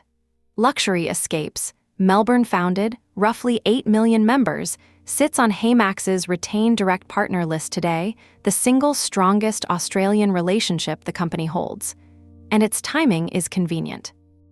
Luxury Escapes launched its own loyalty program, Societe, in April 2025, and a young program needs exactly what an earn platform supplies: velocity of earn and reasons to engage. High-ticket travel inventory, Australian brand credibility, and an existing contract. A day-one earn shelf, no permission required. The bridge is Qatar Privilege Club itself. Since the June 2026 purge, HeyMax has no Australian airline outflow at all, and the correction of record from Chapter 10 bears repeating. HeyMax sunset those synthetic routes itself.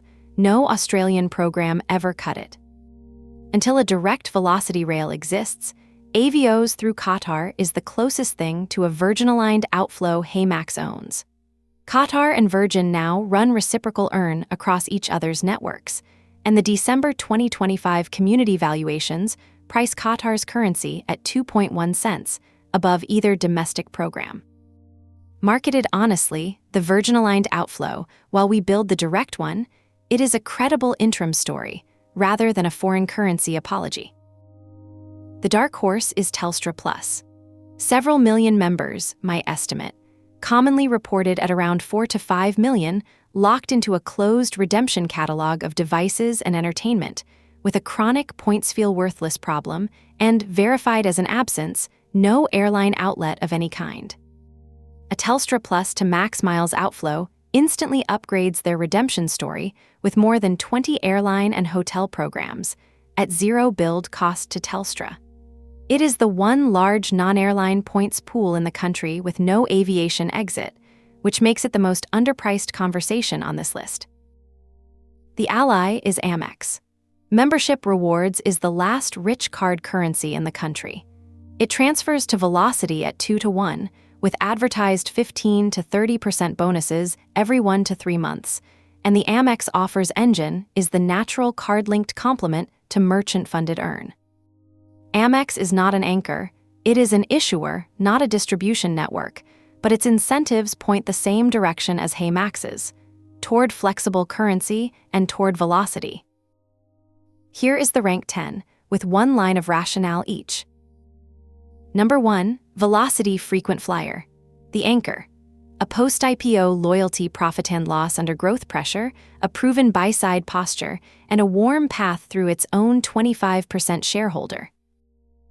Number 2, Luxury Escapes. The co-anchor.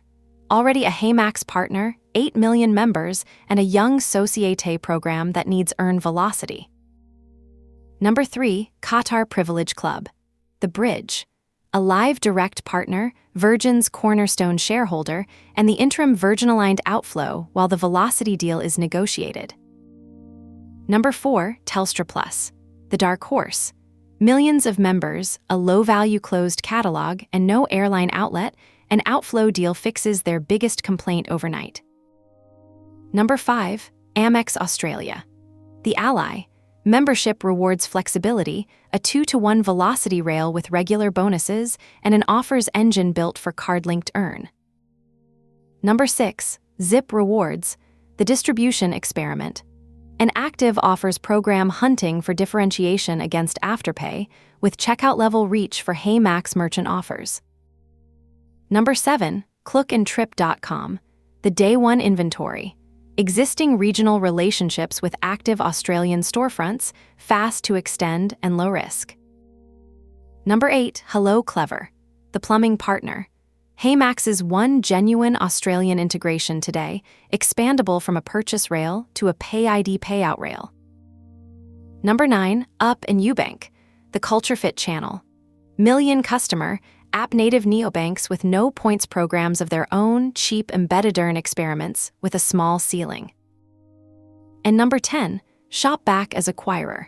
The scenario, not the partner. If consolidation ever beckons, the Westpac embedded, IPO-curious survivor is the natural buyer of a points-denominated layer it lacks. 2 near misses deserve a sentence. Flybys is high value but wrong sequenced. Its auto-transfer rails to velocity prove the concept, but it is an aggregator itself, and a deal now is channel conflict for both sides, a later-stage outflow conversation at best. Energy switch offers are a lucrative earn vertical, churn-funded acquisition budgets translate to big miles per action, but they are inventory, never an anchor. Now the deprioritizations, and the discipline matters as much as the list. Qantas leads it. The Fortress sells points to partners at premium wholesale rates, runs its own mall and browser extension, bans cashback stacking by contract, and holds 17.5 million members it is actively fortifying against defection. The record shows no negotiated HeyMax relationship ever existed. The old route was HeyMax's own prepaid card workaround, which HeyMax itself retired, and I see no strategic gap a partnership would fill for them. Not an anchor at any price. Revisit only as a late-stage outflow once HeyMax has Australian scale. The big 4 banks follow. ANZ just incinerated roughly 100 million Australian dollars on this exact category and wound down the venture arm that held it. CommBank builds in-house at Yellow.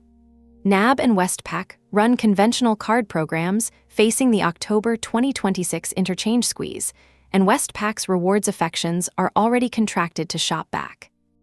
Afterpay shut Pulse Rewards. PayPal is hollowing out its rewards. Wise is anti-rewards by design. Optus has no loyalty asset. Everyday Rewards is Qantas locked. All 4 fuel chains are allocated, BP to Qantas, 7-Eleven to Velocity, Ampol and EG to Everyday Rewards, Shell and Ready Express to Flybys. Revolut's RevPoints is a competitor currency, not a partner. And Transit, once more, offers nothing to anchor on. No program, no stored value ecosystem, no path. What this means for HeyMax, The Australian partner map is a pyramid with one stone at the top. Items 2 through 10 are real, and several are signable this quarter, but they are scaffolding, sequenced around a single load-bearing negotiation with a program that is finally, for the first time since HeyMax touched this market, structurally motivated to listen. The 2023 entry failed with 0 named partners.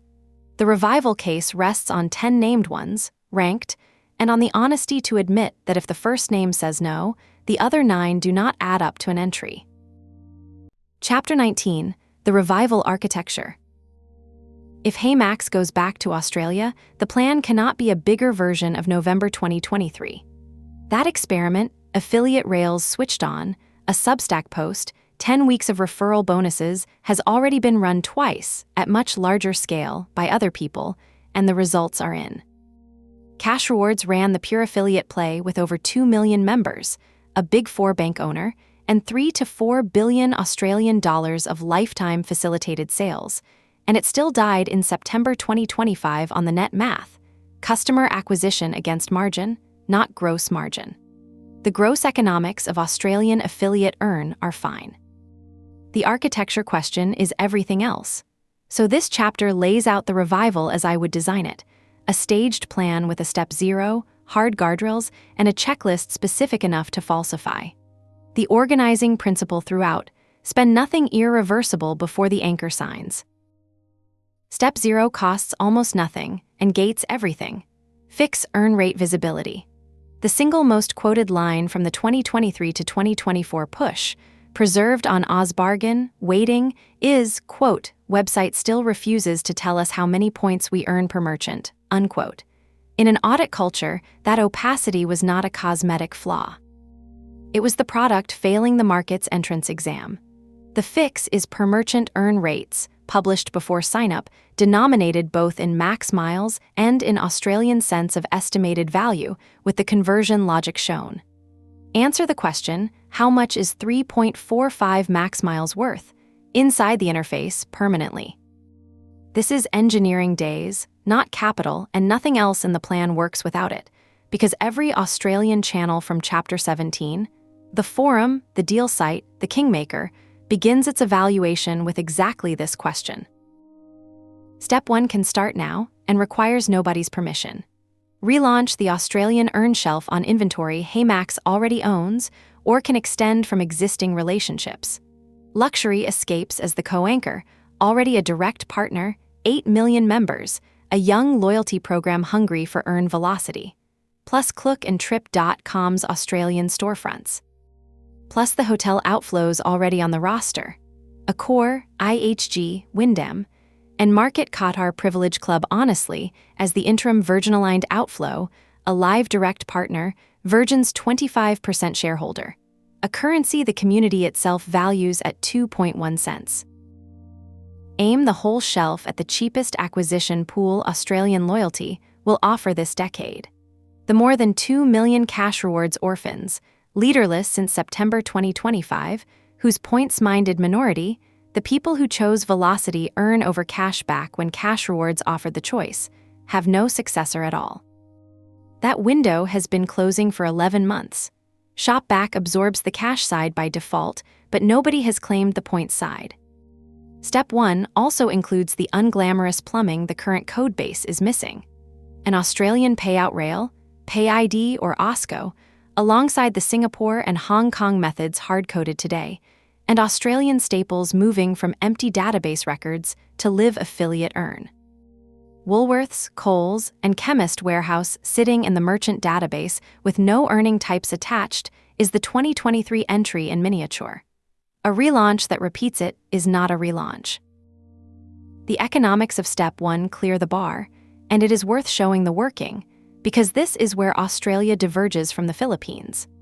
Australian Online spend hit 82.6 billion Australian dollars in 2025 on Australia Post's numbers at an average basket of around 96 Australian dollars.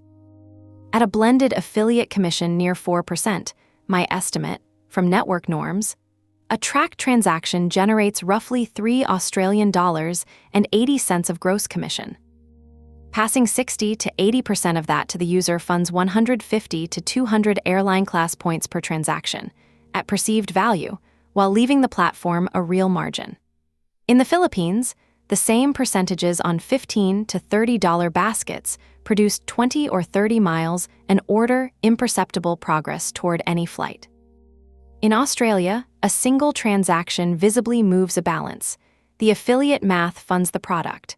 What it cannot fund is undisciplined acquisition, which is where the guardrails come in. Guardrail 1, CAC at or below roughly $30 blended. Cashback app referral norms run $5 to $30. Fintech paid acquisition runs $50 to $300. The moment HeyMax is paying fintech rates for cashback users, it is rerunning the cash rewards profit and loss with less capital. The orphan pool and the community channels exist precisely to hold blended CAC near the low end, and if they cannot, that is information. Stop. Guardrail 2, 2 to 3 dedicated Australian heads, hired, not borrowed. Business development and community, the two functions whose absence the 2023 record documents to the day. Guardrail 3, sized expectations. On my estimates, the model pencils out to roughly 2 to 7 million Australian dollars of annual revenue at 100 to 300,000 active users, meaningful for a 30-person company, and nowhere near worth it if the anchor never lands. Which brings us to step 2, the gate everything else swings on. A direct max miles to velocity transfer and issuance agreement, targeted for the first half of 2027, brokered along the warmest path available, Qatar Airways, Velocity's cornerstone shareholder and HeyMax's existing direct partner, and pitched to Virgin's post-IPO loyalty profit and loss in its own language. Velocity's answer to Kanta's shopping, an always-on external earn network that grows billings without Velocity building anything. Call it Velocity Boost, powered by HeyMax. The commercial shape matters less than the sequencing rule. Step 1 is reversible prepositioning, budgeted accordingly. The irreversible spending, real marketing, real merchant business development at scale, the full acquisition push on the orphan pool waits for the signature. And the decision rule from the economics work is explicit. If no Velocity agreement, or a restored Kanta's rail, is in hand within roughly 2 quarters of committing to the pursuit, HeyMax should stand down from Australia entirely and consolidate its home markets. Miles without a domestic anchor lose to Shopback's cash by default. That is not a hypothesis. It is the mechanism of the 2023 failure. Step 3 is opportunistic and follows the anchor. Telstra Plus as the second institutional pillar, an outflow deal that turns a closed, low-value catalog into 20 airline and hotel exits, solving Telstra's problem with HeyMax's roster. And Amex offers as the card-linked earn layer, aligned through membership rewards existing 2 to 1 Velocity rail. Both conversations get materially easier with a Velocity logo on the transfer list. Neither is worth forcing before it. Now, the checklist that makes this falsifiable, 5 observable conditions, drawn from the gaps, the code, and the record document, none of which requires interpreting a press release. First, a named Australian redemption anchor, a Velocity direct transfer visible in the product, not promised in a funding announcement. Second, a local earn network beyond online travel agencies. Woolworths class merchants carrying live affiliate earn instead of empty records. Third, at least one Australia-based hire, the career system has never shown one in the company's history.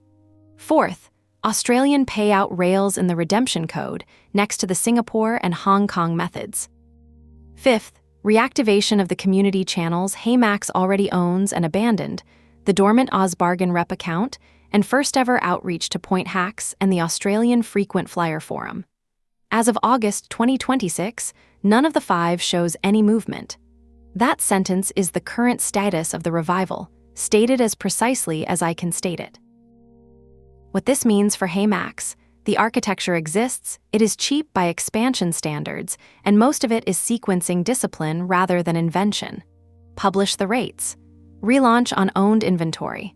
Harvest the orphans gently, and hold every irreversible dollar hostage to one signature in one negotiation. The plan's virtue is that it fails fast and cheap. If the anchor conversation dies, HeyMax is out the cost of a storefront refresh and 2 hires, with a live AVO's shelf as salvage. Its danger is the same as it ever was, that the company runs step 1 enthusiastically, skips the gate, drifts for 10 weeks, and adds a 4th broken promise to the pile. The checklist is published here so that nobody, including me, has to guess which of those 2 stories is unfolding. Watch the 5 items. They move or they don't. Chapter 20. Should HeyMax go back? Verdict first, as always. Yes, conditionally, and the condition is everything. On effort-adjusted return, Australia is the best next market available to HeyMax, ahead of Japan, ahead of Taiwan, ahead of anything else on the roadmap. And that ranking is conditional on a single event, a direct velocity transfer partnership or a restored Qantas rail signed within roughly 2 quarters of committing to the pursuit. No deal, no entry, not a smaller entry, not a lean experiment, not another storefront toggle with a Substack post. None. If the anchor does not sign, the correct Australian strategy is the AVO's shelf as passive salvage, and the company's full attention elsewhere. The case for the ranking is short because the volume has already built it. Australia is the only Western market HeyMax can enter without localization, English-language business development, and an affiliate stack, the same networks, that its Singapore operation already runs. The competitive slot is freshly vacated. The Shop2Points incumbent died in September 2025 with a 9-figure write-off, orphaning more than 2 million users whose points-minded minority still has no successor. The 2 domestic currencies are worth 1.6 and 1.7 cents by the community's own December 2025 valuations. In a market with a genuine transfer bonus culture, the exact hoard-and-strike behavior Max Miles monetizes at home. The regulation is verified clear. Closed-loop loyalty relief extended to April 2031, no license required, plus a legislated open banking path to any card earn that exists in no other HeyMax market. And the macro turns favorable on the 1st of October, 2026, when the interchange cuts begin shrinking bank-funded points while leaving merchant-funded earn untouched. Japan has a higher ceiling and is the wrong size of bet for a 30-person company that must defend Singapore while it builds. Taiwan is adjacent and small. Australia is the one where the same effort buys the most. That is the bull case, and I believe it, behind its one gate. The case for the gate is the whole record. Without a domestic airline currency, Max Miles in Australia is a foreign currency pitch against Shopback's cash, and that contest was already run. It produced 6 Oz bargain deals, 1 silent subreddit post, 0 App Store ratings in nearly 3 years, and a rep account that has been dormant since early 2024. Cash Rewards then ran the better-funded version of the same anchorless play, millions of members, a bank's balance sheet, and its owner looked at the net economics and chose 0. Australia does not punish foreign fintechs. Revolut has 1 million customers there, and Shopback is embedded in a Big 4 bank's app. It punishes propositions without an anchor. Every fact this volume verified points the same direction. The market is enterable, and it is enterable exactly once more, through exactly one door. Now, what the abandoned entry teaches, because this volume exists as the 4th of 4, and Australia's contribution to the series is different in kind. Hong Kong asked whether HeyMax can win a market. Singapore asked whether it can keep one. The Philippines asked whether it should enter one. Australia is the control experiment the other 3 could not run. The market HeyMax actually entered, without an anchor, without a team, and without a plan, where we get to observe the result. 3 lessons generalize. First, launches are not entries. November 2023 had every artifact of a launch, an announcement, a merchant count, a referral program, and no property of an entry. No named partner, no earn rates, no local hire, no local rail. The market treated it accordingly, and the company's own communications quietly agreed, relisting Australia as a future market 3 times after launching it. The generalized rule for reading any expansion claim, HeyMax's or anyone's. An entry is a staffed commitment with an anchor and published economics. Everything else is a press release with a flag emoji. Second, code is strategy. The single most honest document in this entire volume was a JavaScript bundle. The Cards tab carries a country blacklist containing exactly one entry: Australia. The staples of Australian daily spend sit in the merchant database with earning types fields that are simply empty. The payout schema knows Singapore's rails and Hong Kong's, and nothing Australian, while one genuine local integration, a PayID startup wired in for purchases, shows what a real commitment would have looked like. Press releases said expansion, the code said absence, and the code was right every time. This lesson now generalizes across all 4 volumes. When claims and code disagree, believe the code, and when a revival actually begins, it will be visible in the code first. A velocity logo in the transfer list, a PayID entry in the payout schema, an Australian job posting, rosters and schemas, not announcements. Third, every market's moat is an anchor. Hong Kong's playbook worked through institutional issuance, Cathay as the flagship, Octopus as the rail. Singapore's durability rests on the home trust base. The Philippines' path, when it opens, runs through the conglomerate stacks. Australia's runs through an airline duopoly's second player, and the abandoned entry proves the theorem by negation. The one-time HeyMax entered a market with no anchor at all, the result was statistical zero, not failure, which would have generated evidence but silence. The moat is never the app. The moat is the institution whose currency, rails, or distribution make the app matter. A verdict this conditional owes its falsifiers, so here they are, explicitly 5 of them. 1. If HeyMax relaunches Australia without an airline deal and reaches, say, 100,000 active Australian users at a blended CAC below $30 Australian on the AVO's shelf alone, then my no-deal no-entry condition was too strict, and the foreign currency pitch works better than the 2023 evidence suggests. 2. If the velocity deal signs and Australia still stalls a year later, I overweighted the anchor and underweighted execution, and the internal capacity threat deserved the entire chapter, not just its final section. 3. If Shopback ships a native Qantas or velocity earn toggle, the wedge is gone, and the verdict flips to no entry regardless of any deal. That is the kill switch, and I would pull it. 4. If bank card rewards do not visibly degrade after the October 2026 interchange cuts, the tailwind thesis of Chapter 14 is wrong and the effort-adjusted ranking weakens. 5. If Qantas, against every structural read in this volume, opens a direct partnership, then my fortress analysis failed, pleasantly, because the opportunity would be larger than anything modeled here. And the standing falsifier from Chapter 19 sits beneath all 5. The checklist of 5 observable items, none moving as of August 2026. If they are still frozen 2 quarters after the next public repromise, this volume's conclusion hardens from conditional yes to. The condition was never going to be met, and the promise was furniture. So the 4-market synthesis, the series verdict, assembled. Hong Kong, HeyMax can plausibly be the clear number 2 behind Cathay by the end of 2027 if and only if it executes visibility first. The market is winnable, but it must be seen to be won. Singapore, trust first at home.